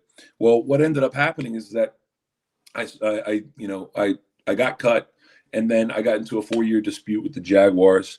If Mega is listening, I know she likes arguing. She's one of the team lawyers, and we kind of had this, kind of like frenemy, playful relationship where we knew we were arguing, yet we would smile at each other every day we'd walk into the building. So that's what ends up happening a lot of times with these things, with football players and with the business of the NFL. And so that's kind of what happened was that argument. And as I was arguing that, I eventually got offered by the Patriots and maybe the Jets and I forget another team. And I had to make a decision if I wanted to, play sore or take that contract with a partially injured shoulder, or if I would just kind of continue rehabbing and arguing with the Jags. And I chose the latter. And so while I was doing that, I ended up realizing that I might need to take a break from football, and that break just kind of continued. And so yeah, I mean, that was a part of it. And, maybe one day we can talk about the actual details more in full. That's pretty enlightening, by the way. And just I know you don't want to go too deep into that, but just a real quick thought: are you glad you did it that way, or do you regret doing it that way? And did it ever? No, did it ever get resolved? I guess. Yeah, no, I'm glad we did settle. We did settle. We found a meeting point in which we settled. But yeah, I think that's the thing. It's like I'm glad I did it that way. The only thing that I do regret is not taking a contract from the Pats and playing with Belichick. I took a meeting with him. I went up there, took a visit. They did a physical of me and everything like that. And I went toward the whole building. And I would have loved to play with Belichick, just kind of to have that as a part of my career resume, because I obviously didn't play in the Super Bowl and play in a Pro Bowl. Never played in a playoff game my whole career in terms of professionally. And so I do look back at that as like, man, I wish I would have had that opportunity to play with Belichick. But yeah, no, I don't regret anything else about that. I had, Jacksonville was a highlight of my career in terms of who I was, the people that I got to interact with, living on the beach, the Jacksonville fans, and just that area in general. And, part of the reason, I'm so interested in coming back down is because I'm racing with this team now who's building out this world-renowned track in Palatka. And so I'd love to be back in that area and to be racing cars and to be supporting Jacksonville, the Jaguars, and those players and that whole media group. I don't want to keep you forever, but did you ever go to Toronto? I thought you were like moving to Toronto or so. Were you living in Toronto in the off season? You loved it in Toronto, didn't you? Yeah. Yeah. No, I had originally bought a house in Toronto at the time. I had kind of another health staff team up there who helped me argue, right? But at one point, they were very much accepted by the Jag staff and actually did rehabilitation work underneath the Jags roof, which was a part of our eventual, lawsuit argument. Was like, wait, you liked my guys and you approved of what we were doing. So I lived up there for a little bit. I still have the house up there, but yeah, I'm mainly in Pennsylvania now, but I'd love to get to sunnier weather. Yeah, that'd be cool. I saw when you were racing, I'm like, damn, he's 6'5". You're not too big. Yeah, for a lot of cars, but I mean that's kind of what helped me get into this stock car chassis, right? It helps me decide like very quickly. You have this world of all these different cars. Well, I got into a GT3 Cup car, a Porsche GT3 Cup car, because I fit, and I knew that I fit because I had raced that one Porsche, like I had told you, out in Vegas when I signed the contract with Jacksonville, and so. So yeah, I always end up making the joke that I'm trying to get a Vaseline deal to help me get in and out of cars. But right now, we do have we're sponsored by Black Underwear, which is an underwear company that makes solely black underwear and kind of helps organize my day and it's something that is an organizing factor in my life, where you open up your drawer and you see all black underwear there, and it kind of eliminates clutter and eliminates a bunch of unnecessary decisions. And so super thankful for them as a sponsor. But yeah, no, it's getting back to Florida racing, and I'd love to return back to Florida as another character. What's next? Like, is this just steady, keep going? Or are there big dreams here for you? Yeah, I mean, this is a part of the big dream, right? And I think, TA2 and Trans Am, but especially the TA2 platform, I think is a hidden gem within racing.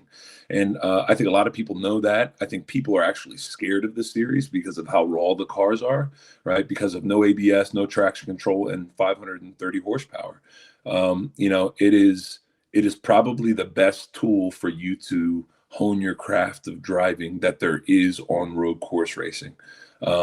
It's basically a NASCAR stock car with rear downforce. And I think everybody ends up, saying, hey, it's a familiar term to say, hey, I want to get to NASCAR. And there may be an opportunity. We're talking about maybe doing the San Diego base race. But I would need to find, that's a big street race that's coming up at Coronado this year. I think it's in May out in San Diego. And I would love to do that. I'm talking to a few potential sponsors, but if we can find some local Jacksonville sponsors that want to, support that and go out to San Diego and watch one hell of a race and support a former football player who's out there actually, putting a lot of or devoting his whole life to racing, then holler at me. But no, I mean, NASCAR is thought about. There's a few other things, with stock car chassis, NASCAR Canada. I'm talking to a team up there and to some potential sponsors, but stuff like that is what I'd like to do. There's a team I'm talking to in Germany at the Nürburgring about potentially doing the 24-hour at the Nürburgring. So stuff like that is on there, but I mean, it's really focusing on building out Trans Am and building out TA2 because it is such a wonderful platform. And I do think people get scared, especially with the people that a lot of racing is made up of people that can afford it and that aren't sponsored outside of themselves. And when people are sponsored, wholly within themselves, and they want to give them the best shot of not either crashing their car or the best finish or the best optics. And I think right now IMSA does a great job of producing great optics. And so I think Trans Am is kind of like the redheaded stepchild of road racing right now, but that kind of feels like, where I want to be anyways. Like that I like an underdog, and I don't mind being an underdog, and I don't mind being I don't want to say a real race car driver, but that's the way it feels sometimes driving these cars. That's really cool. 4 victories, by the way, 9 podium finishes last year. This is it for me. Last one, then I'll let you go. The adrenaline of winning a race or the adrenaline of sacking a quarterback or your best moment in football, which is better? Yeah, no, that's tough. That's really tough because, when you get that feedback from the crowd for sacking a quarterback, there's really nothing better. It's like hitting a home run. But winning a race is pretty intense. I'd say holistically, winning a race and winning a championship is probably giving me a more fulfilling feeling that isn't so fleeting like a sack. So short term, I'd take a sack. But season long, I'd have to go racing. Good stuff. Jared Odrick, former Miami Dolphin, former Jacksonville Jaguar, current race car driver in the Trans Am Series and TA2 Series. Check him out. Really cool stuff going on. Hey, love watching you guys' life after football and finding happiness and that next thing. And so congratulations on that. We'll keep following you, man, and hopefully get you a few sponsors if some Jacksonville folks are listening. Come out to Sebring, February 27th to March 1st. It's coming up. Around. Thank you, guys. You bet, man. Thank you. Thanks for taking the time. That's Jared Odrick here on the Brent and Austen Show on the Action Sports Jacks 24/7 Network. And Sebring is coming up in just a couple weeks, obviously right down the road. That's a cool one, too. So check it out with Jared Odrick. Wild stuff. I love that stuff, Hamby. I say it all the time. And, I mean, I sit across from a guy that I say has, like, one of the most unique resumes that anybody could ever have in Austen Lane. And to now see Odrick doing this is really cool. And by the way, check out what Scott Lagasse's doing down in Palatka and the family. Huge name here in St. Augustine and Jacksonville area when it comes to racing on a lot of different levels. But they're building this huge road course, and it has a lot of tentacles to it. If you read up on it down there in Palatka, as that could be really cool. And kind of have the next training ground here in Palatka, right between Jacksonville and Daytona, quite frankly, for some of the next best drivers that are up and coming. If you're into that and maybe want a career in that, then make sure you read up on it. Coming up next, we talk a little baseball. Chris Hayes, Jacksonville University. We change speeds for sure when we come back from 170 miles an hour to 90 mile an hour fastballs on the Brent and Austin Show. If you don't see a pit, it ain't legit. When you hear that, you think Bono's Pit Barbecue, a staple in Northeast Florida now for 75 years. A place that feels like home with friendly service, a meeting place for friends, family, or business occasions. On the menu, the corn nuggets are a favorite in our house, but there's something for everyone. Sandwiches, platters, salads, sides, desserts, and family feasts. You see Bono's all over the place in Northeast Florida. You know, there are almost 20 locations in the Jacksonville area now, so stop on by, sit down, and dine in with Bono's. You can also take it to go. There are drive-thrus in many of the locations, and they have delivery options too. Just download the Bono's app to make things easy. I signed up for the loyalty program, and you can too, to get special offers. If Jacksonville is home, few things feel more Jacksonville than Bono's Pit Barbecue. Celebrate 75 years and many more to come. Bono's Pit Barbecue. If you don't see a pit, it ain't legit. Hi, I'm Greg Mackey from Cycles of Jacksonville. Whether you're looking for a side-by-side, ATV, motorcycle, or scooter, Honda has what you need. The Honda Talon. Ultimate performance meets family-friendly fun. Prices starting at $363 a month. Or the sporty Honda CBR 650 starting at an affordable $204 a month. Stop by and choose your adventure from a full line of Honda products. Only at Cycles of Jacksonville on Atlantic Boulevard. Family owned and operated since 1983. Hello, I'm Kenny Lay of Kenny Lay & Associates. Since 2003, our firm has fought exclusively for the rights of men in family law. Divorce, modification of child support, alimony, custody, and more, all for men. A father is vitally important to a child's life, and being a man is not a reason to pay more in child support or alimony. I'm a single father. I get it. If you have a divorce or other family law issue, contact Kenny Lay & Associates at divorcemenonly.com.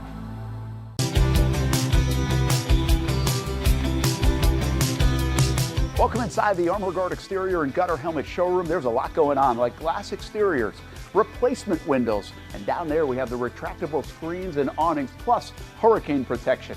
Let's talk more about those gutters, and to do that, we bring in Kevin. He's the owner, he's the expert. Why Gutter Helmet? Well, Gutter Helmet is truly the only maintenance-free product. It lets the trash and debris go on the ground, the water wraps around and goes inside.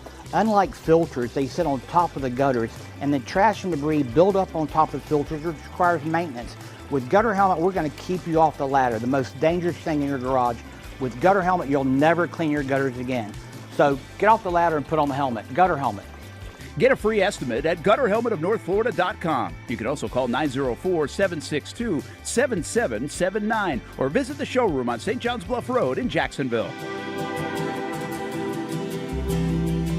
In this video, I'm going to show you how to easily access Action News Jax Now using your Roku device. First, launch Roku. Next, use the menu list to scroll down to the search feature. Then, use the remote to enter Action News Jax into the search bar, and then click Action News Jax thumbnail. Once you see this screen, go ahead and select Add App. Wait a few seconds for it to install. Once it finishes installing, press the star button on your remote and click on Move App or Move App to the top. Finally, select the app back on your home screen to open it. Now you can watch all the great content on Action News Jax Now. Live daily breaking news. We have breaking news happening right now in Clay County. First alert weather and traffic. Looks like we have a tornado warning. Let's take a look at that. Action Sports Jax 24/7. We've got the Brent and Austin Show daily, live sporting events, and long-form interviews you can't see anywhere else. And shows like Law and Crime and much more. And that's how you access Action News Jax Now using your Roku device. Most of us know how to throw.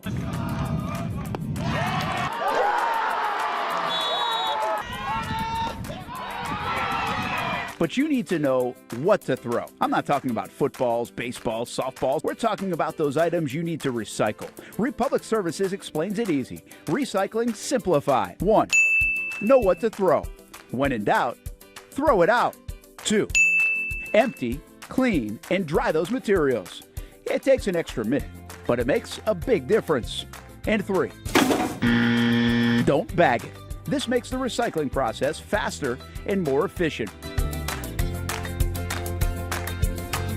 This is a look at the Republic Services North Florida Recycling Center. You can make this process even more efficient.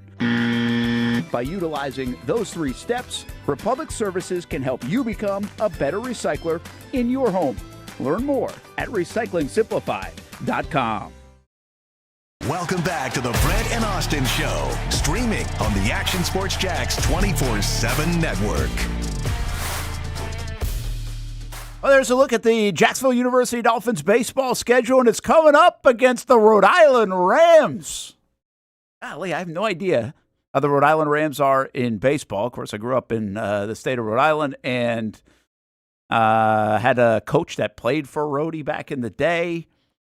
But honestly, I have no idea how good they are these days. Obviously, Florida State coming up. There's a highlight on the schedule. UCF as well with Coach Wallace facing the JU Dolphins. And then an ASUN schedule that should be pretty demanding, including Stetson, who was really good a season ago, and many others. So good-looking schedule for the JU Dolphins. And we talk a little baseball right now over on the campus of Jacksonville University. We welcome in our good pal, Chris Hayes, the head coach of the JU Dolphins. And happy baseball season, man, starting up in about 48 hours. Great time of year, man. Wrapped everything up on Sunday night, and got football season over with, and now we're ready to roll into baseball.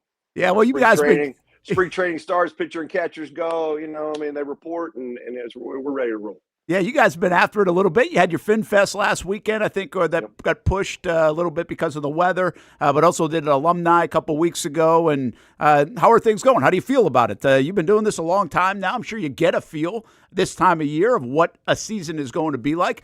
Where are the Jacksonville University Dolphins at from a baseball standpoint here on February 11th? Well, the most important thing is we're healthy. That's the thing. We're healthy. We got a great group of guys.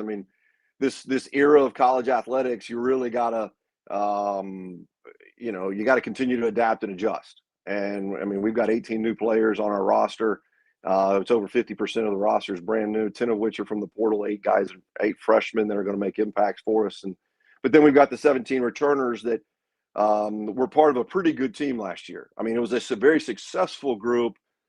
We didn't accomplish some of our goals. We didn't win a championship. We didn't get a chance to get into the NCAA tournament. But man, that group had a lot of success, and there was a lot of individual accomplishments that we were very proud of. And those 17 returners have done a great job of getting everybody acclimated. And I like the depth. I like who we are. I like the personality of our team. And we just, with that many new guys, you don't know what they're going to do when somebody's in the other dugout. And that's the thing that's what we're going to figure out here in the non-conference. We've got a pretty tough schedule. We're going to play 10 games here in the next 12 days right out of the chute, and get everybody on the field and get them hopefully they all have success. They're going to have some failure, but how do we respond to that? And that's what we're going to figure out here in the next month or so. Yeah, how are those Rhode Island Rams, by the way? That's a 3-game set against Rhodey. Oh, we're actually 4, because we're going to go Friday, doubleheader Saturday, and then we play Sunday. And they're sneaky. It's a very well-coached team. It's a championship culture. They actually won the conference last year. And they're going to come in very prepared. It's a small ball type mindset. They're going to bunt, they're going to run, they're going to pitch, they're going to play defense. You got to beat them. And even if the one advantage we'll have is we've been outside, and we've had some stretches of bad weather down here, but they've had a lot more of it. And they've been able to get their work done inside a little bit, but it's going to be different for them outside. So we've got a little bit of advantage there, but man, they're a very talented group.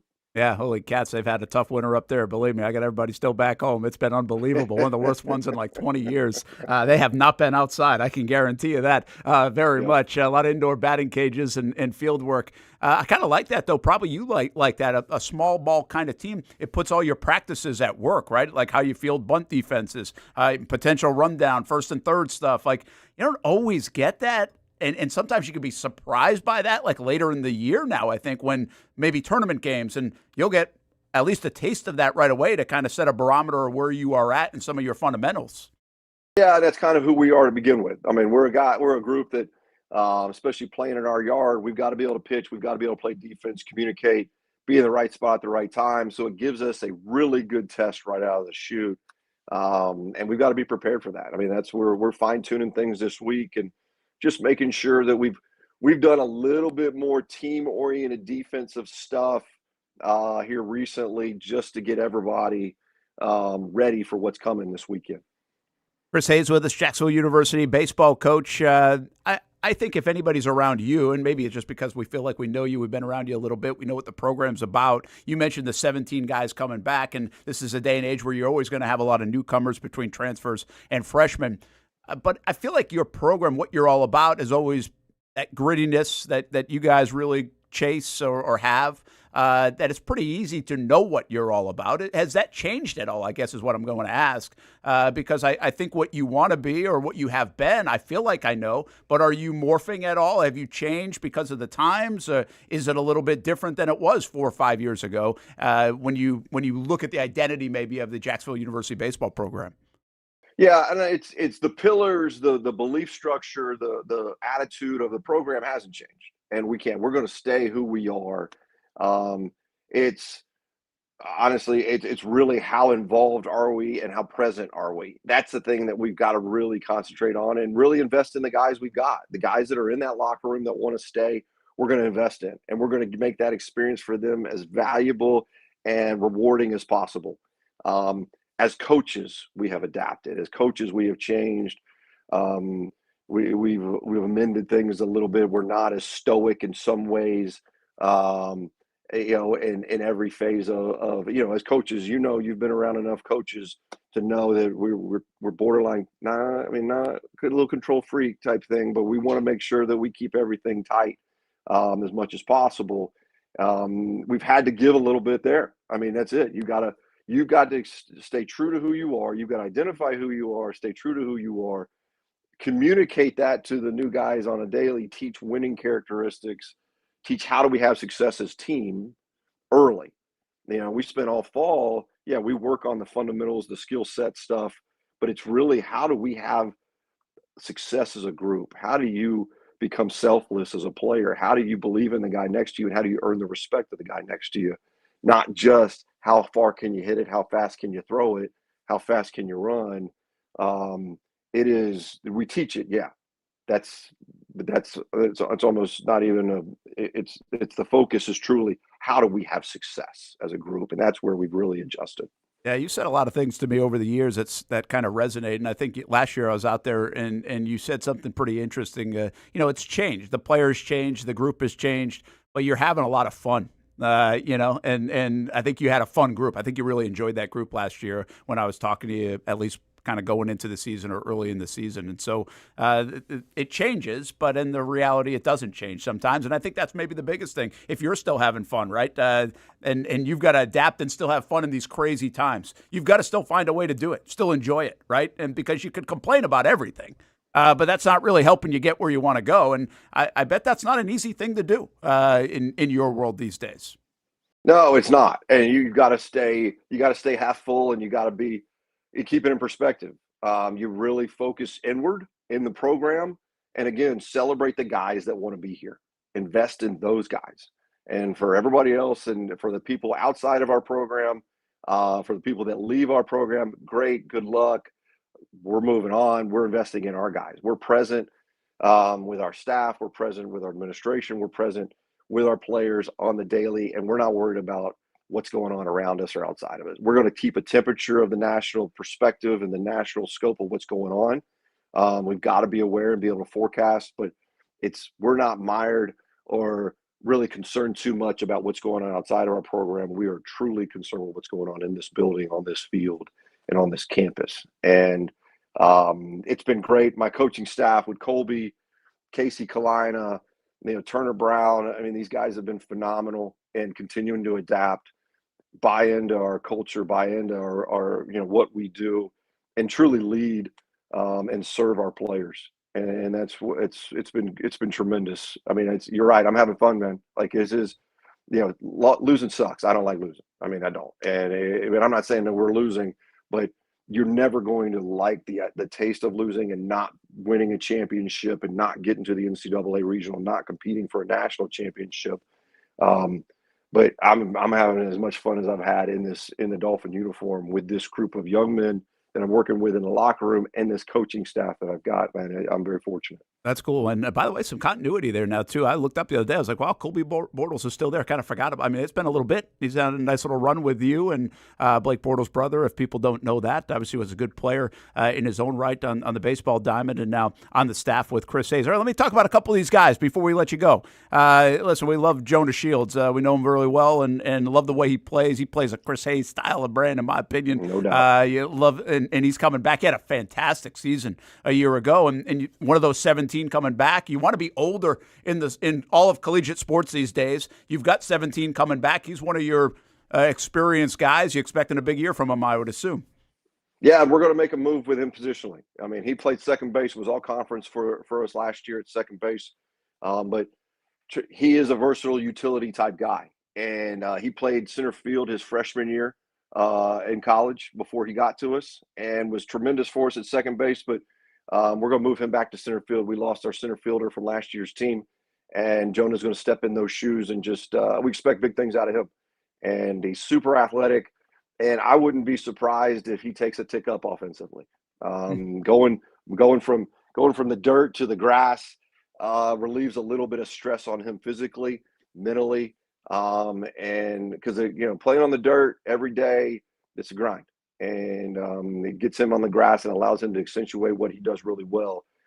So we brought a young man in, Roger Vergara, who was at St. John's, spent some time at St. John's River down there with Ross Jones, and was a really good player. We didn't get him. We recruited him out of the junior college. We didn't get him, but we got him on the back end. And he went somewhere else his junior year and then came back to us. And he's gonna be a big impact and make a big impact for us in the middle lineup playing second base. So it's a nice little shift. But yeah, Jonah's going to be somebody we definitely rely on. Yeah, I like that move, by the way. And before he moved out west, he was a Bartram Trail kid, and so knew him around this area, and he's a heck of a player. So I think that'll be a good move. Let's go to the staff, because at the end of the day, it feels like it's kind of all about pitching at the end of the day. Like how much length can you get? How healthy can you stay? I just want to check in on a couple of local guys that I really haven't checked in on a while, so you can let us know. Garrett Corbett out of Bishop Kenny, Logan Hartman, be nice to him, by the way. His dad always listens to the show. Also, you got the Powers kid out of Providence. Hartman, by the way, was a Bartram Trail guy. How do those guys factor in? Do they factor in? How's your rotation of pitchers? Your pen? Give us a little rundown. I feel great about it. All three of those guys are going to be have major impacts on us this year.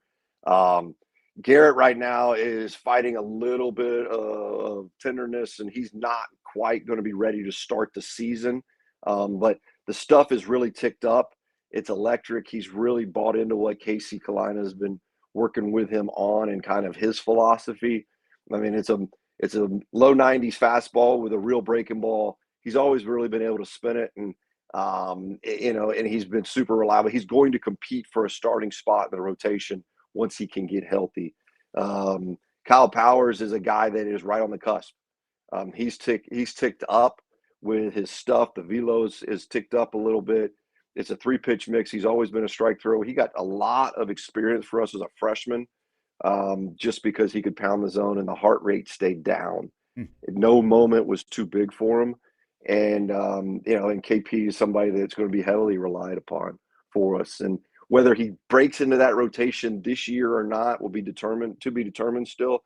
But I know he's going to get significant innings for us in critical spots. And then Logan Hartman, he started out tremendous for us. Again, just like KP, low heart rate, could be relied on, went out there and just pounded the zone, and then ended up getting hurt, missed the rest of the regular season. Got right in the off season, and he's coming back and getting healthy. He'll get innings. The length of time will be a little bit limited early. We'll probably keep him one inning stint for a while to get him back right. I mean, where he really builds up his strength. But he's going to be somebody we rely on as well. So, I mean, it's all three of those local guys are going to be important for our success. Yeah, good stuff. I like to hear the updates on those guys, and that's why I like a bunch of local guys on it. Clayton Hodges, we mentioned him as well, out of Episcopal, and looks like you got a lot of familiar names. Let me just ask you philosophically, Coach, before I let you go, like because of the day and age we're in, and where are you at in terms of, I guess, transactional and developing? Like, is it a mix? You're going to get transfers. I just saw this stat, like the A-Sun is 44% returnees, like 20% freshmen, and I don't know, 30-something%, I'm doing the math, on transfers, right? It's a high transfer conference, which means you got to keep up with the Joneses. How much development can you get out of what you're doing versus how much you got to be able to just go get a guy, plug and play him, and get that production to go where you want to go? Yeah, well, I mean, it's a credit to the A-Sun because the A-Sun's getting plucked. That's what's happening. Yeah. You know, I mean, we don't want to be – I think all of the universities in this conference want to develop in their own way, whatever it is, whatever their philosophical ideas on their development, how they want to run their program. We got some really, really good baseball in this conference. We're getting plucked. You know, our best players are leaving every single year, and we're having a really hard time holding them. And that's just nothing we can do about it. That's identifying the issue, but it's not going to change. And there's nothing we can do about it other than just making the environment as positive as possible for the people in our program. We're still going to develop. That's the root of who we are, and that's the core. We're going to be a development-minded program. We're going to try to do everything out of the high school level as much as possible. However, we've got 10 transfers this year, you know, and it's like, so we have to react. We have to protect our program. We have to protect the integrity of what we're trying to do. And it becomes, I don't know that our program can ever become transactional. I think it becomes transactional. This is maybe somewhere where as coaches we've adjusted. It becomes transactional after they go in the portal. Like when our guys leave, then you have to, I mean, you just got to remove all emotion, all tie, you know, and just, hey man, move on, next. We won't, as a group, promote, hey, come in here and transfer after 2 years. That's not going to be our philosophy either. We're going to try. We want everybody that we recruit out of the high school level to walk across that stage and get their degree from Jacksonville University or sign that professional contract out of Jacksonville University. And that's going to be the core of who we are. But we have to adapt.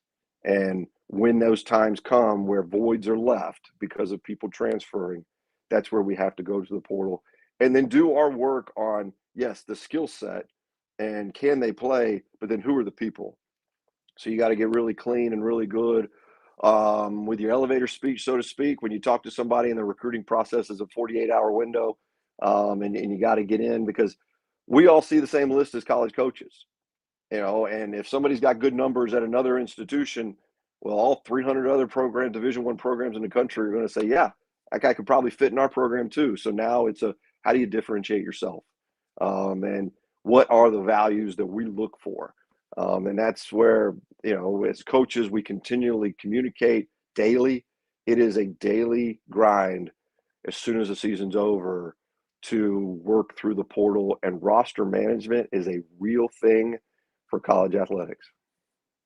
Yeah, absolutely. It's a tough deal, man, but I like what you're saying. I really respect that. And if you can find program guys, right, that want to be a part of it. And by the way, the domino effect that I think people are missing a little bit in college football is the domino. Your Hall of Fames are going to be empty if you can't keep people for 3+ years. And by the way, your alumni base giving back for the next guy being the head coach of the Jacksonville University Dolphins in 25 years is going to be tougher to get because nobody's attached to these programs anymore. And you guys have such a great tradition and obviously some really big and super supporters, guys that have played baseball at the next level or just supporters in town. And that is so important to the lifeblood of a collegiate program as well. All right, I truly will finish with this. Stetson, are they the class of this thing again? They have been. They were last year. Do you think you can contend for an A-Sun championship? Do we even know who can contend for an A-Sun championship? Because preseason polls are about as useless as they've ever been with all the difference a team is from one year to the next in collegiate athletics now. Yeah, and I think that last part is where you hit it. You hit it right on the head. I mean, we don't really know. I know the coaching staff in DeLand. I know the coaching staff in Fort Myers. I know the coaching staff on the other side of town here are unbelievable coaches. They're top of the class, and they're going to do a great job. They're going to fight through all the muck that is this college environment that we're the NCAA environment that we're in. And then the guys that are out of this state are quality people and good coaches as well. So I'm going to have a hard time giving too much credit and anointing somebody in our conference too much. I think we can win a conference championship. I think this is I like the group. I like who we are. I like the makeup of the team, the personality of the team, how they get along. But there's a little chip on this group's shoulder, which is how you have success here. And it's just how are we going to react with somebody else in the other dugout? And that's what you just don't know. When you got 18 new guys and like 3 through 6 in our lineup is going to be totally different. The leadoff guy is going to be different. So you got major players. We got Alex Walsh on the, that's going to throw for us on Friday night, but then a bunch of guys behind him that you don't really know that weren't here last year. So you don't really know how these guys are going to react when you have the adversity coming from the other dugout, and then what the game presents itself, and so there's a lot to be determined. The non-conference slate is going to be great for us and critical for us in figuring that out. And we may not even know much, the first 2 weeks of the conference season. I know I like who we are on the staff. I like the lineup, and I like the depth. And it's a fun group to work with. They're going to get after it. It's just, man, it is. There's a lot to be determined within our program and the conference. That's kind of the fun part, isn't it? That's what a new year brings, and each day brings that when you're about to line it up and play 9 innings of ball. You got the Rhody Rams in town for 4, and then Florida State on next Tuesday at John Sessions Stadium. So make sure you check that one out. FSU appears to be pretty loaded as well, so that'll be a fun test for the JU Dolphins. Hey, man, always love talking ball with you. Good luck this season. Look forward to watching the JU Dolphins play on the diamond.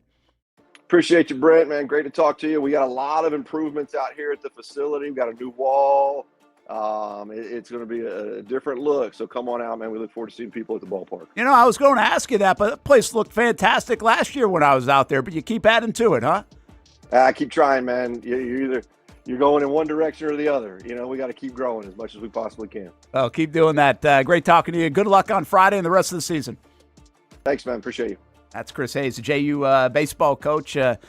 Baseball season arrives at the D1 level on Friday, and we've got plenty of good ball. We were just over at UNF yesterday.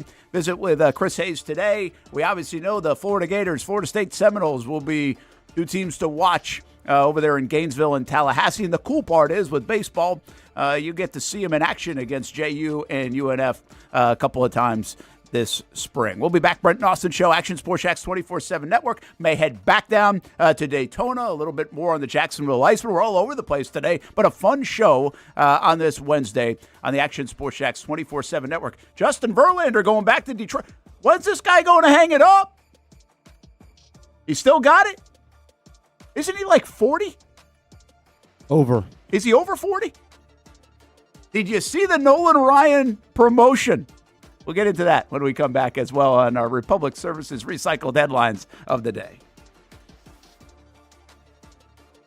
When it's time to get a new car for anyone in your family, just remember, nobody but Nimnick, the #1 Buick GMC dealer in Jacksonville. Get the latest price breaks on 2023 and 2024 models or the newest 2025 vehicles in the showroom on Phillips Highway, or shop online at nimnickbuickgmc.com 24 hours a day. GMC Sierras, Yukons, and the redesigned Acadias, or get the all-new redesigned line with Buicks. It's nobody but Nimnick, and part of the reason why is this is a first-class buying experience here at Nimnick Buick GMC. You're not just a customer, you're a friend. This is about getting a vehicle that best fits you and getting you on the road, and also helping you and your family down the road. Nimnick has a treating you right guarantee, courtesy, respect, fairness. The most Buicks, GMCs, and Jacksonville's only Car Bravo dealer, nobody but Nimnick. Who has put in the most years and stands behind a better experience? Nobody but Nimnick. GMC. We are professional grade.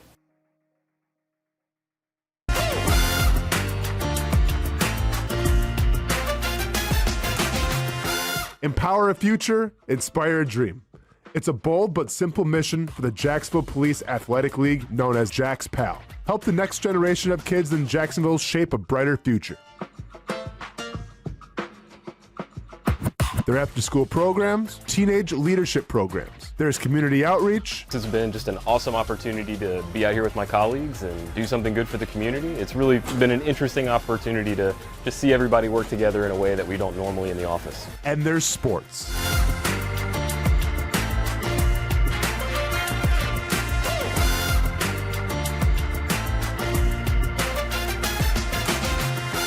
There are also ways you can help the next generation with a donation of any kind. Just visit jaxpal.org to get more information. Empower a future, inspire a dream with Jax Pal.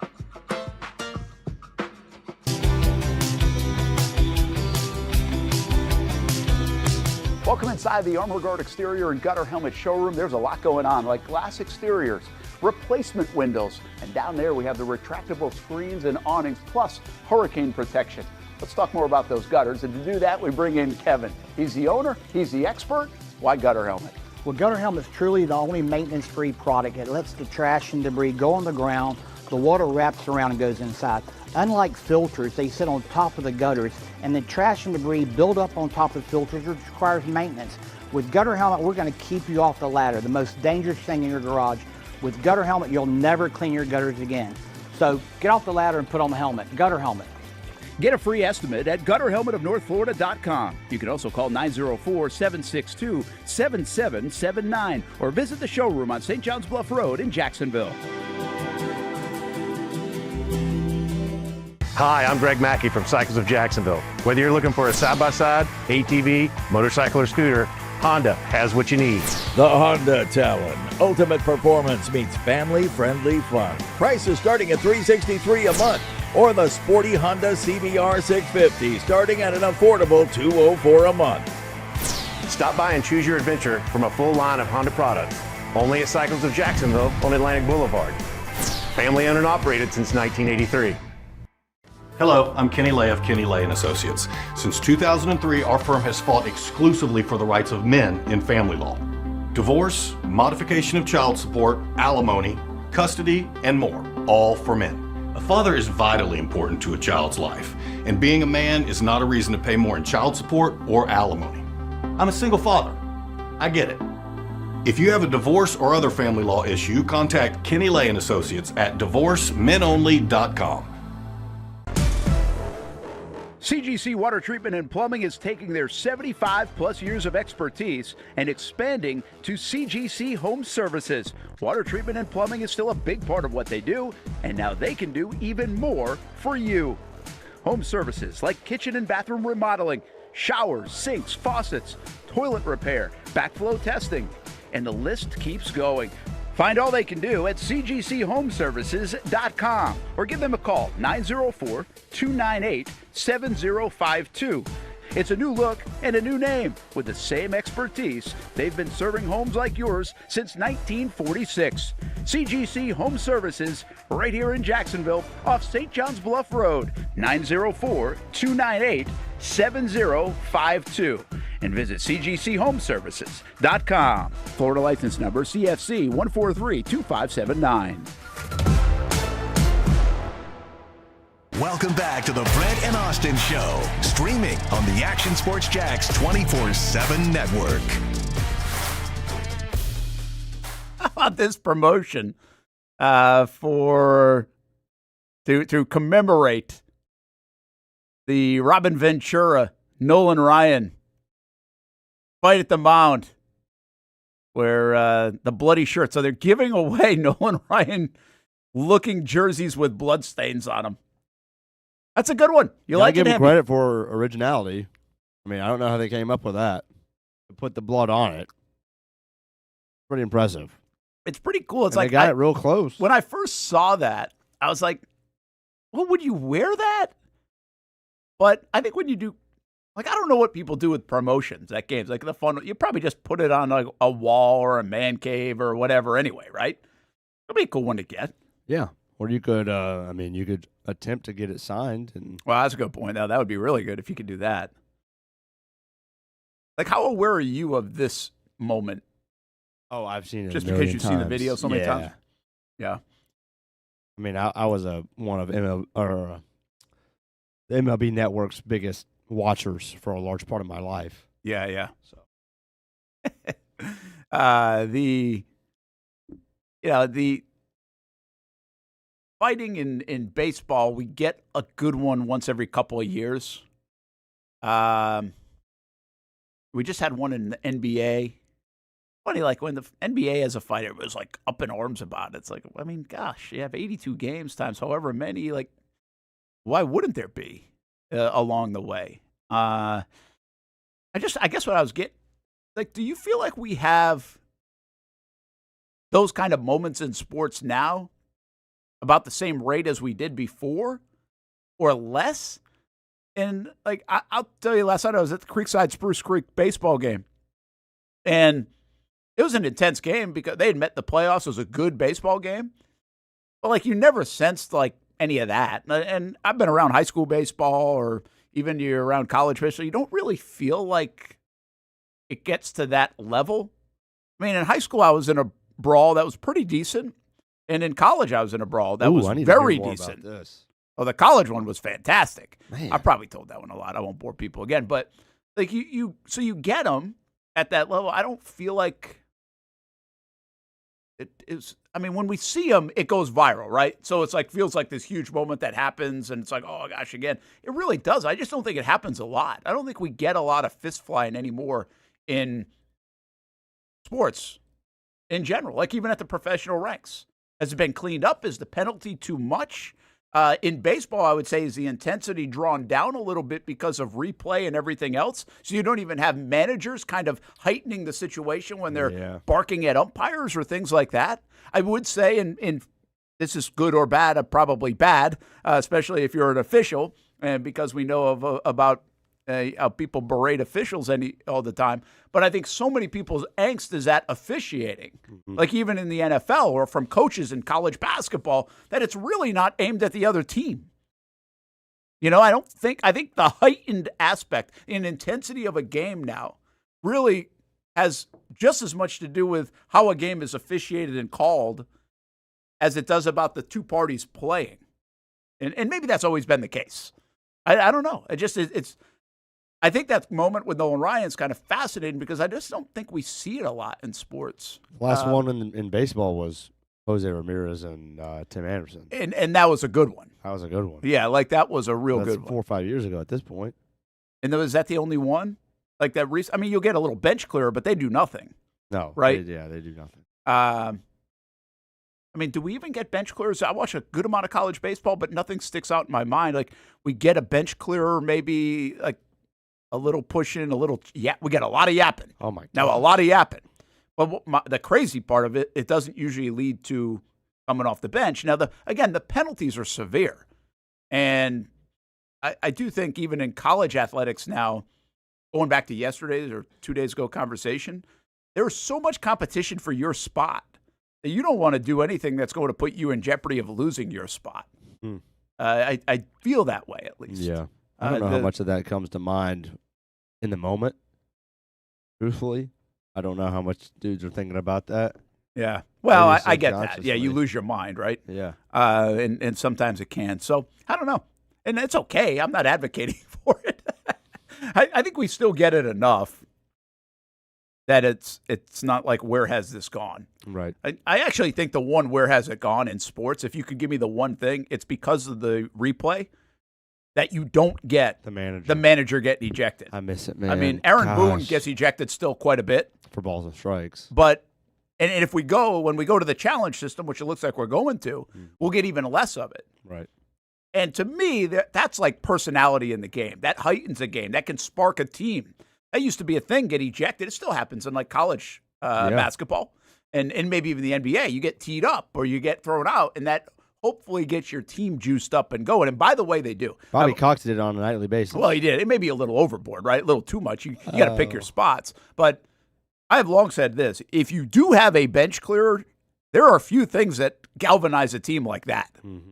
And again, you don't want to manufacture that. You can't do it too much. But I remember those both, and it's like, I mean, you couldn't do a chemistry exercise from a head coaching standpoint any better than that. Right. Right. Yeah. I mean, that is the trick. Dude, and so that's where I think, like, when it does work. When a guy gets teed up in a college game, or when a coach gets ejected in baseball or thrown out, it really does, like, have this galvanizing kind of wake you up effect. And it doesn't always mean you win the game. But I do think the purpose and the intent of that is can still play. Can still work pretty well in a lot of sports. Don't do it at the high school level. Congratulations, first win of the year, by the way. Yeah, there was no reason to get tossed last night. Yeah, that's good. I was told to get back into the dugout when I didn't too many times, but it wasn't worth. There was a tough losing play. my voice again. There was a tough play to call last night in the Creekside Spruce Creek game. Oh yeah. So I'll give you the scenario, and it ends up being a huge one, in hindsight. Of course it does. But the kid hits it to right field pretty well. It's in the top of the 7th inning, 1 out, 2-2 game. Hits it to right field, nice piece of hitting. And, a lot of times now you're afraid the right field is going to throw you out, so you don't even get the turn. You get the straight run through the bag. Right. And actually this kid tried to throw him out, but he airmails it. Good job by the catcher. Catcher's back there and gets it. But in that whole sequence, what does the runner do when he sees it airmailed and everybody's like this? He takes like a half step to the left. Then he turns to the left, like his body turns to the left.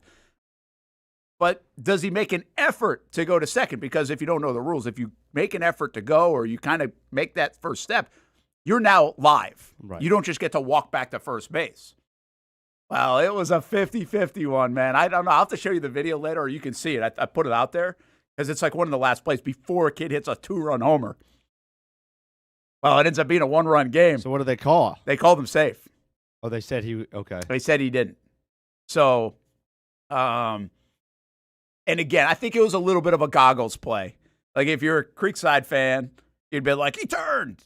If you're a Spruce Creek fan, it's like, no, he didn't. And I think it's a really tough one for the umpire. And I would probably say it's almost like a check swing. If you don't know that he did it, I don't think you can say he did it. So but it was an interesting call. That's where officiating to me gets tough. And I just think you better know in a situation like that you think you made the move, made the effort. And there's some goofy rule about that. Like, I don't know exactly what the letter of the law is, but I think you can actually turn as long as you don't make the effort, the intent to go to second base. But it was close. You trying to find it now? I'm trying to find it. Yeah, well, you get it. But it's near here nor there. But it was a tricky play to call, I think, and I was all right with it. Now, if I was still deeply tied and into it, I would have been all over it. No, I bet. I bet. Well, because at the end of the day, it is a big play. Like if the ump did miss it, it's a huge play because they lost 4-3. Right. So that ends up being a huge run. And maybe some momentum for the kid who hit the home run. But anyway, it's good 7th inning, by the way. They had a 2-run homer, and then Creekside comes back with a solo homer. Good stuff. Really good baseball game for to open things up. We love high school baseball. You talk about intensity, man. There's a different intensity in high school baseball, especially when you get like your game Monday. I know you won pretty handily yesterday, but like Monday. That felt like playoffs. Felt like a playoff game because you only get 25 of them. Yeah. And it's probably too juiced up. Probably. But it means something. Like, I feel like it's okay for stuff to mean something. But yesterday's game, probably you knew you were going to win pretty handily, and it doesn't have that intensity. And that's what you love, that intensity. Some of it's goofy. Like, if you're just a quiet observer, it's goofy intensity. I get it. But I'm also a big fan of things that mean something to people. Okay, I'm going to roll. Yeah, I'm going to Are agree you with gonna the do it? umpire. Oh, you're going with the umpire? I'm going with the umpire that he did not make an effort to go to second base. I think so, too. And I would have had Creekside goggles on in this one. So, let me give you a couple MLB headlines really quick. Well, let's get to our Republic Services recycled headlines of the day. RecyclingSimplified.com and pitchers and catchers about to report. Yeah, and it didn't take long for the Braves to be screwed. Already with this team, man, it's freaking ridiculous. It's unbelievable. Spitzer Schwellenbach is going to probably need a procedure done on his elbow for bone spurs. All the ligaments and all those things are intact, but bone spurs are bone spurs. So yesterday when they reported, we got that alert, and then today Spitzer himself comes out and says, yeah, I'm probably going to elect for surgery. So there goes at least his first 3-4 months of the year, if not all of it. Depends on how the surgery goes, of course, but his 2026 is probably done. Gosh, you hate that. And, before it even starts, and that's really cool considering the fact that the Braves sat on their hands with starting pitching all offseason, because now they're really, like, I mean, you got Chris Sale, who's aging. another year, followed by Spencer Strider, who was borderline one of the worst pitchers in the league at times last year. Like serving up 95-mile-an-hour heaters down the chute. Nobody's missing that. And so is he closer to 2022 form than last year's form? I don't know. So that's a big question, huh? Huge question. Used to be just an assumed thing. You go through like, hey, this guy's good for. I mean, yeah, he missed a whole year, and he's come back, and the velo wasn't there, and he just wasn't the same guy. And then Spencer was going to be your 3, so he's done. Ronaldo Lopez, who legitimately hasn't made a start in 2 years, who was great for you when you last had him, he's your 4. And then you're going to have a rookie in Hurston Waldrop as your 5, who showed a lot of promise last year and is one of your top prospects, but he's a rookie after all. And Braves history would tell us that he's probably going to come in and do great, considering what they're able to do with pitching prospects. But now we got 5 question marks, it seems like, for a starting rotation, when that could have easily been your strength if Swellenbach isn't hurt, or if you go sign a guy like your fans asked you to do all offseason. So it's fun. Yeah. So where are you on the Braves? I mean, are you just like already distraught? Well, I mean, look, I got to count on Acuna playing 150 games or 140 games. Yeah. I got to count on Austin Riley getting back to his offensive prowess that I'm used to seeing. I need Profar not to get suspended for PEDs. Our starting shortstop's out for the first 2 months, which is awesome. Ha-Sung Kim, we already talked about that because he fell on ice in South Korea over the offseason. And our starting catcher, Sean Murphy, he'll be out for the first 2 months as well. Drake Baldwin will be filling in. Or obviously, he was great, won the Rookie of the Year. But we just signed Jonah. It's never good, Brent. Let me just put it this way. It's never good if you're making free agent acquisitions on February 10th. Yeah, that's not good. If you should have like a therapy once a week here on the show, we could create, probably get it sponsored. Little Braves therapy, or everybody could have a therapy moment about anything. Like maybe it's me and watching like Haley pitch one week or something like that, or whatever Austin wants to complain about. We should have this therapy. It's just a therapy session. We get the chat involved too. Let it out. Yeah. Now we don't want to go too personal, okay? But let it out. Might be a thing. Jared Maybe I'm Odrick mad had at a Weber mini or version. something. Like that's fine. Like let it out. Yeah. Don't have Casey to be mad at anymore, so I got to get mad at somebody. Well, I mean, your therapy bill has gone down. Yeah, that's right. Fired the therapist. Yeah. Real quick though. Okay, so the Tigers sign Verlander back, $13 million for the 42-year-old. Again, when Marcell Ozuna is getting $12 million and Eugenio Suarez is getting $15 million, guys who literally hit 50 homers, and then Justin Verlander, who's 42, gets more money than them.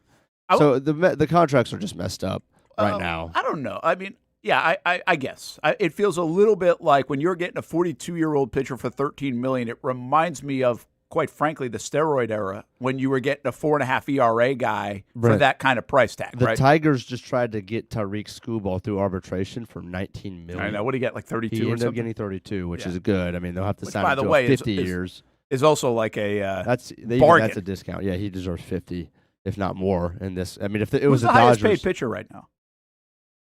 I mean, Shohei kind of weird, right? Because so he doesn't really count. Well, what's like the high dollar for a pitcher in big league? I don't even know what it would be. Is it $40 million a year? Is it $35 million a year? Like,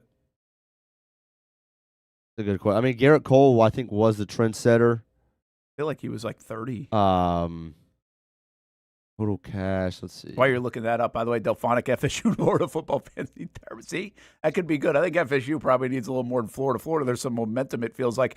You also mentioned Jared Odrick interview. If people are just jumping in, you missed it. It was 11 to 11:30, 11:05 to 11:30 on YouTube. Hit a lot of different things. And, I mean, it was an interesting situation to end his career in Jacksonville. And what I didn't realize, I knew his career had ended, and I guess until we were doing the interview and when I started looking up things, I didn't realize like that was it for him. I just kind of thought he went and played for another team and toiled around a little bit. So many teams did. And I did not know that story about Or maybe I just forgot about the story, but I don't think I forgot about the story. And Hamby said he couldn't even find it. Like, he tried to look up, like, why did the career end? So if you listen to that interview, it's interesting. I don't know if it's a messed up Jags thing. I'm not here to take sides. I wonder if it's just an NFL thing. I mean, Austin has stories of Chicago, and I mean, it's a business at the end of the day, and sometimes a crappy one, right? So, yeah, I guess it's up for interpretation, and of how that thing went down, and probably depending on side. But it was interesting to get Jared's side of it. And said he would go into more detail down the road. But if you missed the Odrick interview, again, I thought what was pretty interesting to hear him say before I told him about what I had, that interaction I had with him in the locker room. I thought he said kind of like he almost like owned up to this. I don't know if owned up's a good word. But he thought he was coming across as like almost like fraudulent in his own mind. That was an interesting way to describe that, right? Like as a human being, as a person, as a the dude dropped quasi-intellectual. Yeah, he did. And again, he was always a deep guy, and I think sometimes that depth comes across as a little fraudulent. If you don't know, again, we don't know these guys. We're just assuming a 5-minute correspondence with someone. Right. So I think, and especially when things aren't going as well as planned. I mean, they signed him to a pretty big deal at that time, and the production wasn't there, and the Jags weren't good. The Jags by 2016 were expected to be pretty good or better, and they won 3 games, and that was really disappointing. So, yeah, it was a fascinating conversation, but no surprise with Odrick. I mean, I think he kind of says it how it is, number one, and I think he has some depth to him as well, and I think he's also like very self-reflective, but forward-thinking in that respect. That was an enjoyable conversation. So point is, if you missed it, check it out. You can check it out on the podcast as well. It'll be up at 1:30, but also right now on YouTube and other places. And we'll have more of that story from a racing standpoint in particular, and what he's doing now in our Road to Victory Lane Daytona special on Fox 30, 11:30 to 12:30 on Sunday. Stuart Weber will host that show from down at Daytona International Speedway, and then we have the Daytona 500 at 2:30, hopefully weather permitting, just part of the speed weeks this week. All right, go give us the highest paid. So Zach Wheeler is going to lead it off with $42 million per. It's him, DeGrom, Cole, Glasnow, and Skubal. I thought DeGrom was up there. Yeah, DeGrom is second. And contract length, obviously, I mean, Yamamoto is a 12-year deal for like $350 million, $325. But as far as AAV per year, Wheeler leads it off. 2 other things I wanted to mention. The hamate bone is causing some therapy sessions in Baltimore and in Arizona today. Jackson Holiday will miss the first few months because he broke his hamate bone swinging. Very common injury, by the way, for hitters and also golfers. Right in here. I broke it at TPC Sawgrass one time. You did? Hitting out of the rough. I've self-diagnosed it. I'm assuming it was that. But because it's a small bone, right, in your hand. Yeah. And you can break too much hitting. Right. But also if like in golf, when it like you get jammed in there with all that pace, or at least what you're trying to have is a little speed, and boom. And I remember I can visualize where I was, and then I self-diagnosed. I was like, oh, that's got to be it. Yep. But it's hard to hit. It's really like, it can be a painful injury, but it's kind of more of a nagging injury. So I think Jackson Holiday will be all right, but that's a pretty common one now in baseball. Him and Corbin Carroll. So Corbin Carroll's WBC is done. That sucks. I love watching Corbin Carroll play. He might be back for opening day, they say. Well, I mean, even if he is, the thing about that one that they always say is that they can return fast, but they never feel like their swing is back until like 6 months. Which at makes least some their sense. Power. It's just a frustrating one that you hate to see a star from the game. Not saying Jackson Holiday, but emerging. But Corbin Carroll specifically, a guy that would have been a big part of the WBC and just a fun guy to watch as well. So, yeah. Outside of football, is baseball the hardest one to stay healthy in? In terms of a missed game standpoint, I guess. Because, listen, hockey dudes are always hurt. But I feel like hockey guys don't miss time. Now, this might just because it's not on our radar. But if you take the injuries of guys that are out with like 4 to 6 week injuries, I feel like hockey guys don't. There's not a lot of that coming down the ESPN pipeline and feed. Now, that might be because people don't talk about hockey in that way. Right. But I don't feel like Hockey guys are missing like 4 guys on there. Now, go ask the Iceman that. They'll be like, Brent, what the hell are you talking about? We're all banged up. But you don't hear about it as much. In baseball, it seems like, I mean, you got pitchers going down left and right. Yeah. You got hitters going down. And the grind of the season is real. That's what I've always respected about baseball. And I think it's so underrated because a guy like Austin will say, and I get it, it's a non-contact game.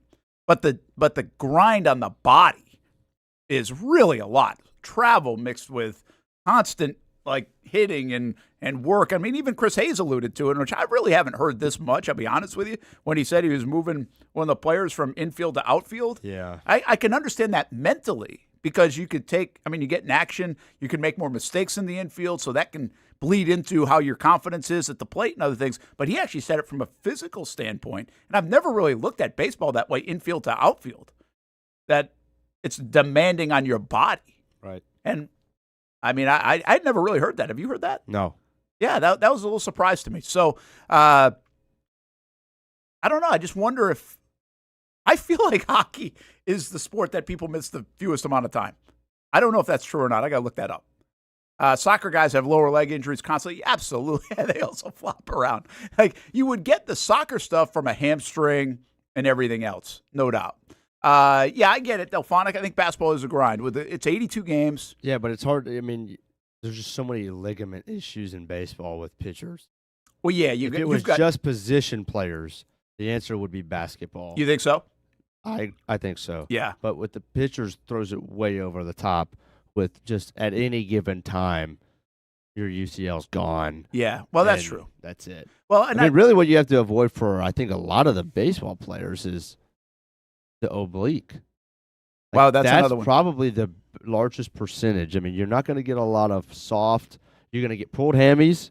You're going to get obliques on swings. You're going to get broken hands and fingers from hit by pitches. Those are those are the top 3 most common things From a position player. Yes. Yeah. And yeah, I would agree with that. I think you're not. I mean, you get an ankle sprain and stuff like that. But yeah, I get what you're saying. It's interesting, Delphonic. I think that's a good point. What's interesting about basketball is they're already, in my opinion, basketball players are already at high risk. I would think this is not a medical fact. I would just think you would be at high risk because of your body type. You're so tall and sometimes wiry. Can your frame even support all the games and everything else? Depending on, like Wembanyama. Is he more prone to injury at 7 foot? Now he's obviously a unicorn, but at 7'4", given his frame, I would suspect yes. And there's a lot of physical activity in basketball that people don't give credit to as well. I mean, especially these days, it can be a bloodbath down there, which a lot of people don't like about the sport. But yeah, I would agree. I don't know. I mean, maybe they've all got their things. I just kind of wonder. Football's the obvious one. And I don't know if anybody plays more hurt than football players by the time December rolls around. But I wonder what sport. I'm gonna maybe look that up just out of curiosity. And I really just don't feel like hockey players. Why is hockey? Is it just because you're padded? Is it because you're on skates instead of on your feet? Maybe it makes sense that it's not a super injury prone kind of game. Well, we got Stuart down there? Yeah. All right, let's go. If he's ready. Oh, we're gonna visit with Stuart again. Yeah, what's up, guys? What's up? Now into the media room. Is Mark Long in there? I saw him earlier in the media center, so I'm sure he's somewhere in here, probably in one of those writer gaggles in the back. Writer gaggles, very good. All right, set the scene there. As now we have the media session going on, probably way back there along the wall, or right in front of you where we can't see. I don't know. Yeah, right in front of me where you can't see. I'll turn it around here and get you a look in just a second. But yeah, we got the media for the writers back there. They get their chance to interview the drivers over there. And then we got the red carpet over here where the TV guys get a chance to interview all the drivers. They come and walk the red carpet, so to speak, and kind of and get ready for the season to come. And literally every single driver comes through here. So like I could say, we got our little sheet here. And everybody's kind of marked off 10, 15 minutes at a time all the way down the sheet. So I kind of try to keep some notes on it and go from there. Do you think these guys hate the next hour or two? I mean, there's probably worse things. I mean, I'd like to think we're not terrible to talk to, but it could be better. It's the kind of the for monotony sure. of it too, right? I mean, you Yeah. get depending on where you're at. Like there's different. It's like a red carpet essentially, and so probably Yes. get asked a lot of the same things. But hey, Same questions. It's great. It's great promotion for the sport, and this is a sport that's been, built a little bit on promotion and self promotion and sponsor promotion and everything else. But yeah, there's a good look at the red carpet right there. With me blocking your view to make That's it even good. better. That's good. You can see the I do it- trophy. Yeah. Who you is know, that behind you? Yeah. You know? That'd be 7-time champ Jimmy Johnson. Oh, there you go. Champ is here. And he's what, doing a few races this year? Is that the story?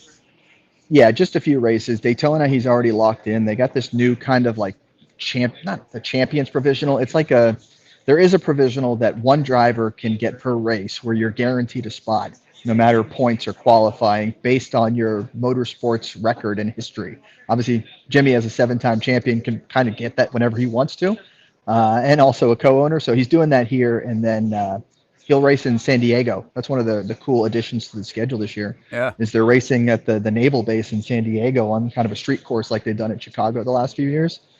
And he's a San Diego native, so big deal for Jimmy Johnson to have that opportunity to go race in his hometown. So he's pretty excited about that. But yeah, I mean, all the drivers kind of come through here. Like there's Connor Zilic going by right there, the rookie I mentioned earlier. Yeah. 19 years old and thrust into the spotlight. Funny thing about Connor, he's the only new driver among the 36 regular drivers that race every single week this year. So very little turnover from last year to this year. Just Zilic. That's it. Hey, give us an idea of Zilic. Is he like, we were just talking about Jackson Holiday in baseball. Is he Jeff Gordon from back in the day? Like, is this a can't-miss guy or your guy, like a Ryan Blaney? I mean, give us like a comp, I guess, after all the success he had last year. Because, hey, NASCAR needs new waves of stars, and that's also the good thing of not a lot of turnover. You can get used to some of the names now in the sport for the next couple of years. Yeah, I mean, if a guy wins 10 races, you got to think he's up there. And the funny thing is, he started really mainly as a road course guy. That's kind of where he got his start, was more on the lefts and rights, and has kind of been figuring out the ovals and clearly figured them out pretty well last year to go win as many races as he did. He does have to work on his victory celebrations, if you know the viral moment from last year as well. So there's certainly that part. So Stewart doesn't have to say it. I'll say it. He's the one that fell off the car and got hurt when he did that, by the way. Broke his collarbone. I think he missed one race.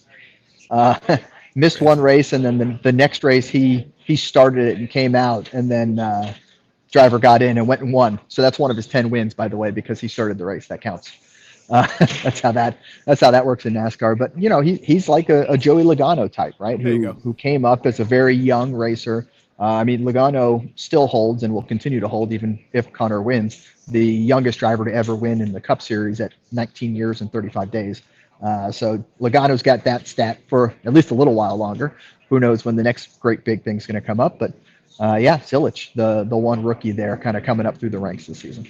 All right, good deal. Hey, I know you got to get to work, but thanks for giving us a peek outside at the track and inside at the red carpet. We'll have more tonight on CBS 47 and Fox 30. You're getting a look at Jimmy Johnson as he is on the carpet right now and taking part in NASCAR Media Day down at Daytona International Speedway. All right, Weber, appreciate it, man. We're going to take a time out, the Brent and Austin Show on the Action Sports Jacks 24/7 network. And, big one tonight for Hamby, Florida against Georgia. He thinks Georgia's going to win. Right now, I wouldn't pick anyone against Florida. And aren't you missing a guy? You're good. Aren't you missing a guy, Hamby? Are we? I thought maybe someone was on an injury report. Uh-oh. I didn't even know they did injury reports, but I thought I saw that somewhere floating around yesterday on Twitter. But anyway, I'll take the Gators tonight over your Bulldogs. We're Do you know what the line is? Underdogs 10 at point? home. Oh, that's a lot. And what happened last time is Cyril there. Is that how you say it, Cyril? Yep. He got ejected early. Probably 8 minutes in. Yeah, and so that was it. This time you figure he stays in the game. Maybe he can be a difference. Hey, just part of the day. I like this day. I know there's not like buzzing sports topics around the globe right now, and I know we really get everybody engaged and into it when it's big Jags day. But as we were talking about yesterday, it's kind of quiet right now in the Jags front. I love a day like today on our show. We're going to Daytona, going to the Iceman. We're going to actually visit with Marcel and Coach Tickle in just a moment when we come back. But there's a bunch going on. I mean, the Gators play tonight in Georgia. UNF and JU in action on a Wednesday, usually on Thursday games, but they're on Wednesday. UNF down at FGCU, JU down in DeLand at Stetson. JU softball at Florida. UNF softball is home.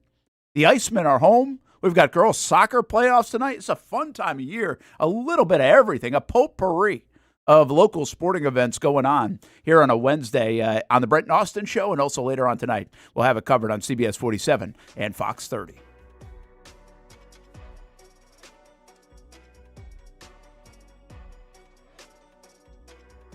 Most of us know how to throw.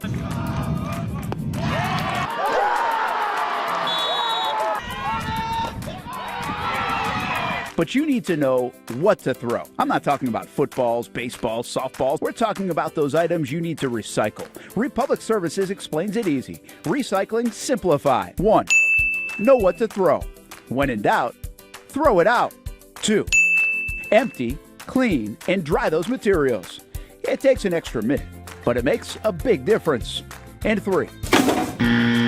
Don't bag it. This makes the recycling process faster and more efficient. This is a look at the Republic Services North Florida Recycling Center.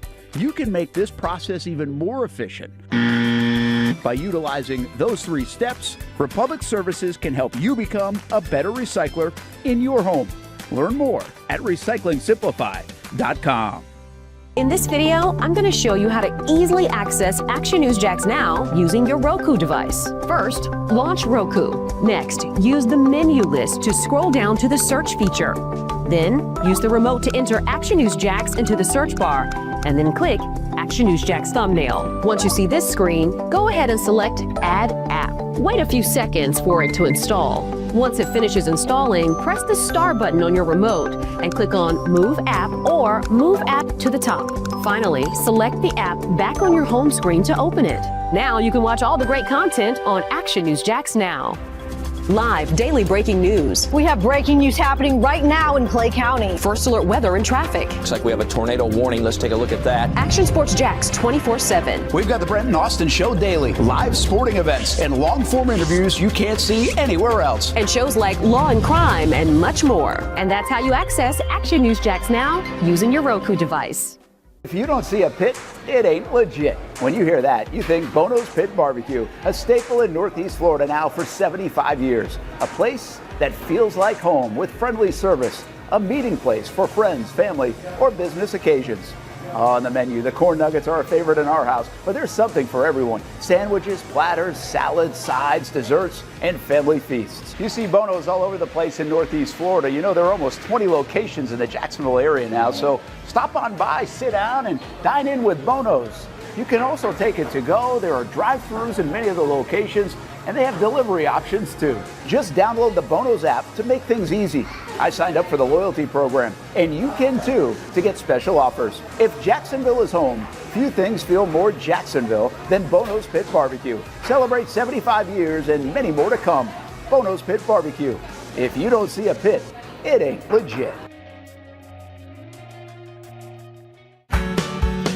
People helping people. It's at the core of what Alive Credit Union is all about, and it's been that way for over 70 years. From the start in 1954 to today, the mission remains to inspire financial wellness and give you a financially fit lifestyle. Alive Credit Union and its employees are committed to not only serving their valued members, but also our community here in Northeast Florida. I had a chance to see that commitment firsthand as Alive partnered with our Action Sports Jax 24/7 team to bring you Armada men's and women's soccer broadcasts. Inside the 18, it is a shot, and it's a goal!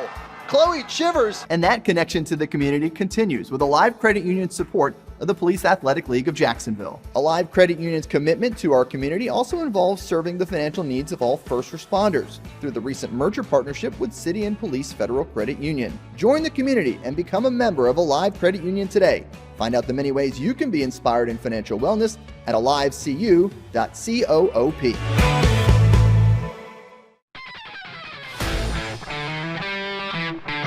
Hey guys, we got a new player today. I hear he's pretty good.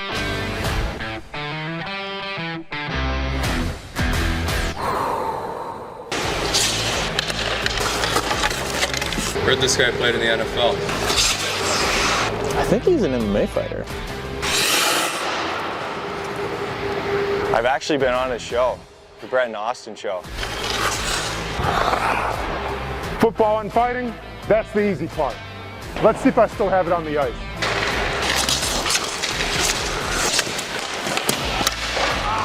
What the heck, man? Who is this guy? He's saving everything. Leave the hockey to the pros, man. It's hockey season. Come on out and see the Icemen play. Get your tickets at JacksonvilleIcemen.com. Welcome back to the Brent and Austen Show, streaming on the Action Sports Jacks 24/7 network. We were yapping during the break, and I didn't do my push-ups. We've been doing push-ups and squats in the break. Just to let you know, every time I have to get a camera on that. A little side-by-side in the break, right? Mm-hmm. A little picture-in-picture. What do they call that in golf? They call that golf coverage or something? Don't they name it something?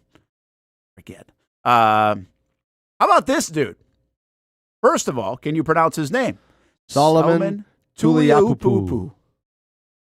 Go ahead, you try. I said Solomon Tuliaupupu. Solomon Tuliaupupu. I like that. And another dude? Hey, guess okay. what? It's the guy on the left. This guy's harder than the other. Yeah. Jemtegard. Or is it Silent J? It probably is. Dylan Hemtegard. Hemtegard or Hemtegard. Could be an H. Could be. Yeah, we're focused on the dude all on the name left. team, but a guy on the left, all right, he's coming back to play from Montana. I don't know. I didn't click on the story. I just saw the headline. I did.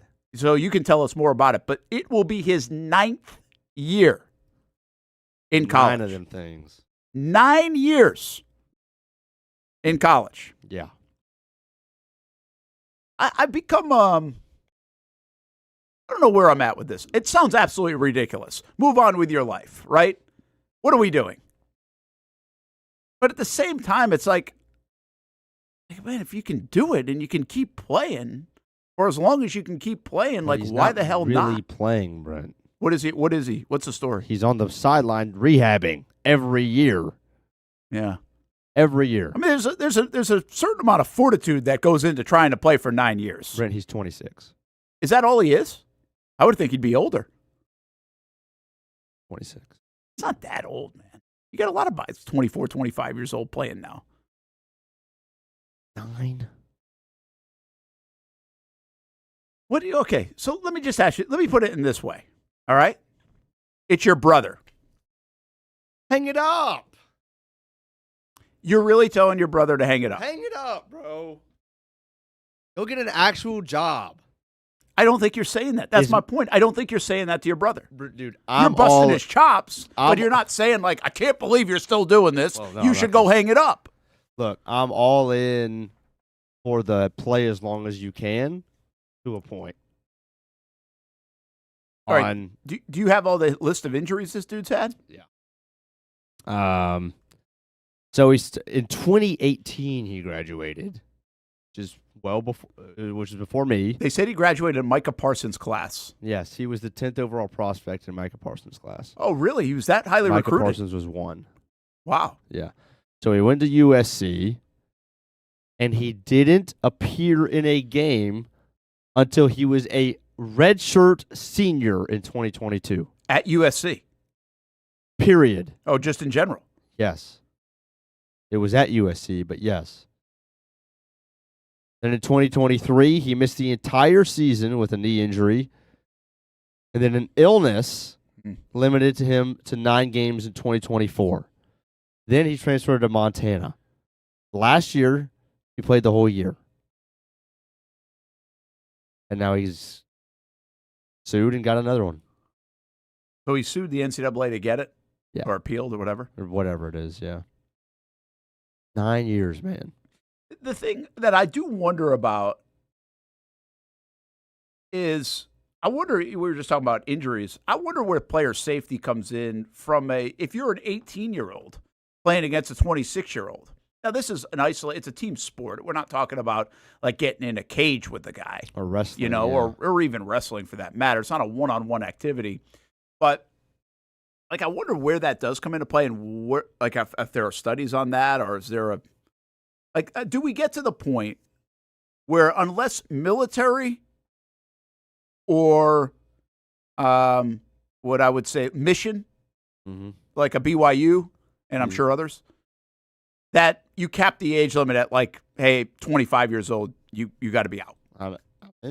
Like maybe that's something that they do. Would they consider doing it? Now, what the NCAA I think is trying to get to, and we're not here yet, but I think they're trying to get to, is just you got 5 years to play, and that's it. So sorry, like these other 4 years, that sucks. Yeah, life happened, and it really sucks, and sometimes crap happens, you know. And that's where you do feel bad. Like I feel bad the fact that this guy's been battling injuries for however many years. Like that's why I have some grace for him, that he's still trying to play and overcome this. Like, there's a lot more than just say, hey, I'm trying to play the ninth year and blah blah blah blah blah. I mean, from a psychological, from a self-fulfillment, I would think standpoint, he's probably trying to prove something to himself. But Brent, let me ask you this.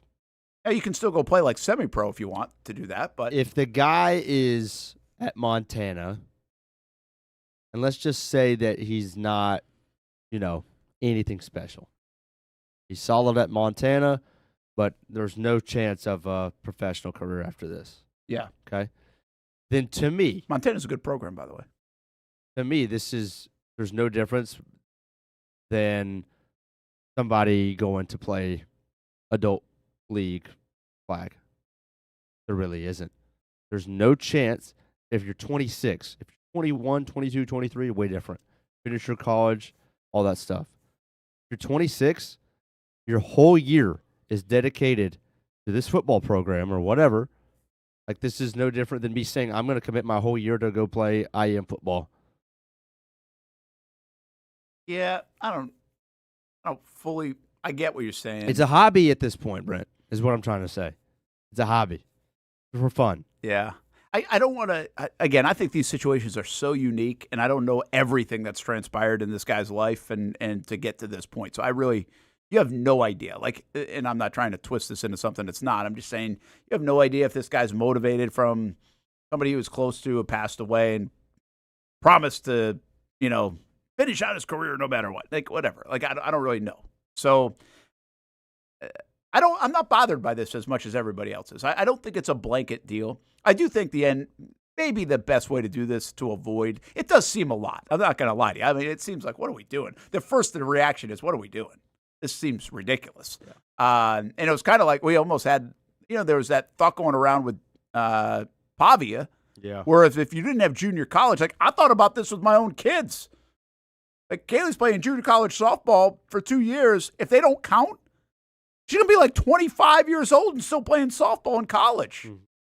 And like at first glance, I was like, oh, that's kind of cool. Like, oh, is it though? Not really. Now, she also might be getting her master's degree in teaching by that point. So then can you still play while you're getting your master's degree? Well, maybe that's not a bad thing. But so I don't want to be super hypocritical here in case they change that rule. And now Delphonics says they're getting paid. I don't know if at Montana you're getting paid. I'm not sure. I'm sure they're making something. Are they? At Montana? Montana has NIL? It's a good program, but it's like FCS, isn't it?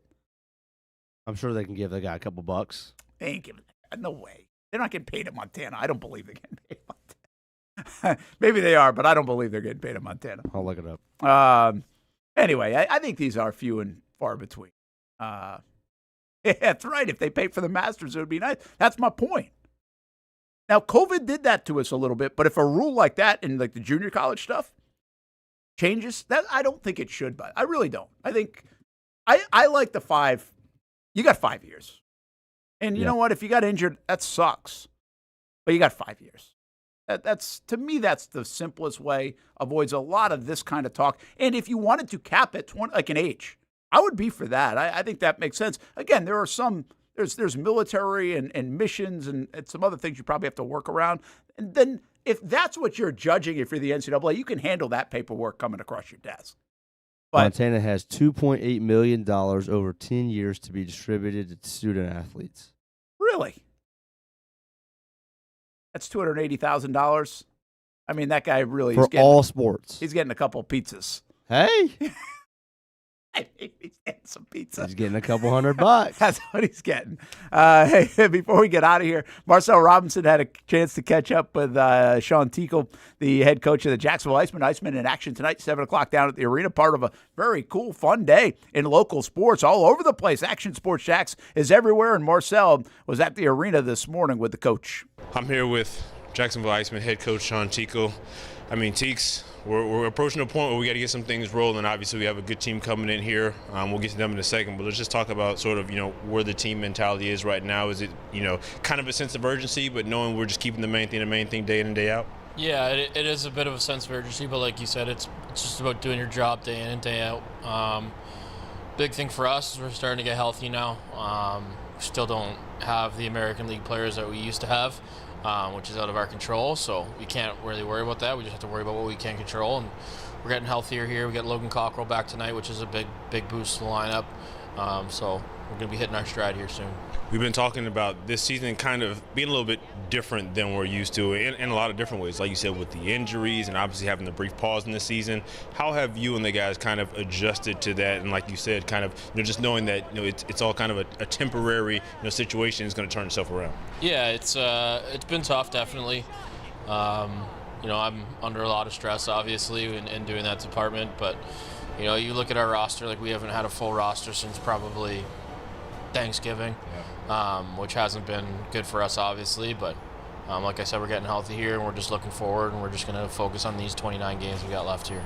You just talked about it, the 29 games. It's got to be, fulfilling knowing that obviously things might not look how you want them to look right now, but 29 games is still a lot of hockey where you can flip this thing around. 100%. I've seen crazier things happen in this league, so we're just staying positive. We're just pushing forward here every day. Obviously, it starts tonight. Kansas City coming in here, really good team in the league, obviously. 2-1, getting a win here would be big for you guys, but also to be able to come out here and kind of really get Logan back, kind of get his sea legs under him a little bit, but also to kind of, start finding some momentum. If you can come out here and find some momentum against a good team like Kansas City, then you're on the right track. Of course, and I think we've had a lot of positives to pull away. Like, we beat SoCo the other day, 4-1. That's a top team in this division.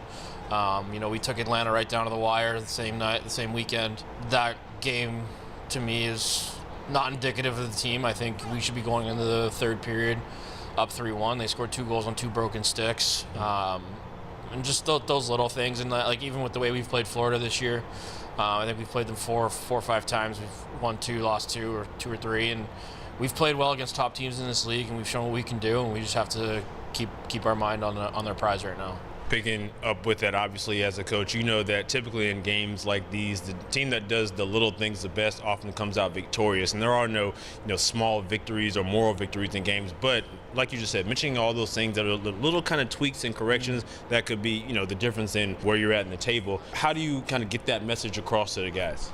Yeah, it's just consistent communication. We do a lot of video. I meet with the players regularly. For them just to understand that, with these little tweaks, like, good things are going to happen. And with them understanding, too, it's like they're under pressure as well, right? Like, playoffs are supposed to be a given here. And just this year, I've never seen an injury bug like this hit a team in my entire life. And then with the call-ups just at the wrong time, and it's happened. And I try to tell the guys, like, we don't want to point blame at that or talk about that too much because we're playing into those negative thoughts. But it's been a factor, and we'll just do our best to figure it out here and go forward. Got 3 games in 4 days. It starts tonight. How do you kind of carry this on? And it's a lot of hockey. Yeah, it is. It's a lot of hockey. I think we've played a lot of hockey the last little bit. Like you said, 4 games in 5 nights. But there are teams that I think we've played well. We've played, other than the one game, we've played well against Savannah. We've played well against SoCo, and we'll get a good match up against Kansas City. Well, obviously, going into the playoffs, you want to be playing your best hockey. You got 29 games to do that. It starts tonight against Kansas City, of course. Last one for you before I let you go. Obviously, we got playoffs in our minds where we're trying to get, but we got Valentine's Day on Saturday. I mean, you got some guys that are gonna have to make a choice between hockey and their honeys. I mean, what are we doing here? Yeah, I think a lot of them are banking on the hockey right now. So, might be a lot of angry significant others. Awesome. Appreciate you, Coach. Have a good game tonight. Appreciate it. Thank you. I like that. Hockey or hoodies? That sounds like a promotion. He might have just started the promotion. There you go. Can you get away with that? Is that like politically okay? Politically correct? Okay. Well, why wouldn't it be? I don't know, man. You can't say anything without getting canceled. Oh, well, I guess that's true. So you got to be a little careful. You got to vet these things, right? Not live on the Brent and Austin show. We will vet it. Maybe we should do that, right? We will vet your next adventure, your marketing plan, right here, live on the show. Be kind of our own little version of Shark Tank. Oh. I actually have a concept I don't think I've told you guys about. Oh, no. I'm not going to bring it up, but I think it could play. But usually you guys shoot me down on these kind of things. All right, that's going to do it. It's kind of a fun show. Thanks to Marcel going out to VyStar Veterans Memorial Arena. Thanks to Stuart down at Daytona. Jared Odrick conversation was really fun, revealing, deep in some respects, if you didn't get a chance to catch that. And good to catch up with Chris Hayes as well.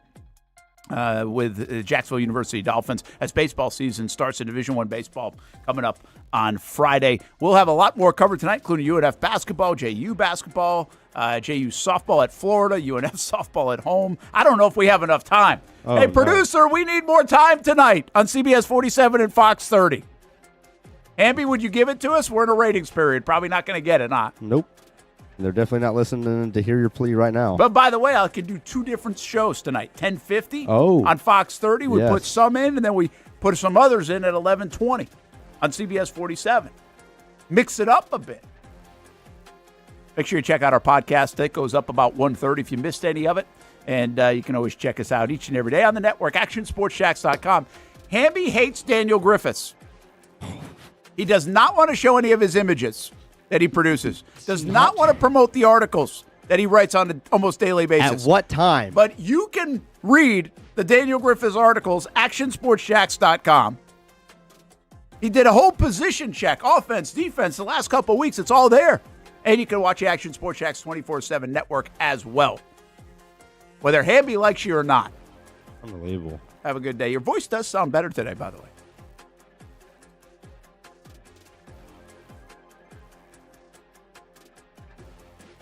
Choose your own adventure. It's not just a saying, but a way of life here at Cycles of Jacksonville. And whether it's 2 wheels or 4 wheels, at Cycles of Jacksonville, a great adventure awaits. With brands like Honda, Vespa, Segway, and Triumph, Cycles of Jacksonville has you covered with their inventory featuring a 60,000 square foot building. If 4 wheels is more your thing, check out the largest selection of Honda Talons in the entire county. No matter what you're looking for, Cycles of Jacksonville is going to have the selection you need, all with great financing and rebates. Plus, if you're active duty military, Cycles of Jacksonville will offer you 0% financing along with great discounts for military and first responders. And when you want to get off the road and set sail, Cycles of Jacksonville has you covered with everything you need to get on the water. So if you're ready for a great adventure, let Cycles of Jacksonville be your guide. Located off Atlantic Boulevard, or check out their website at cyclesofjacksonville.com. How do we make Mason's famous lobster rolls? It's simple. We get up before dawn, head into the open waters of Maine, haul in our traps by hand, and send only the best straight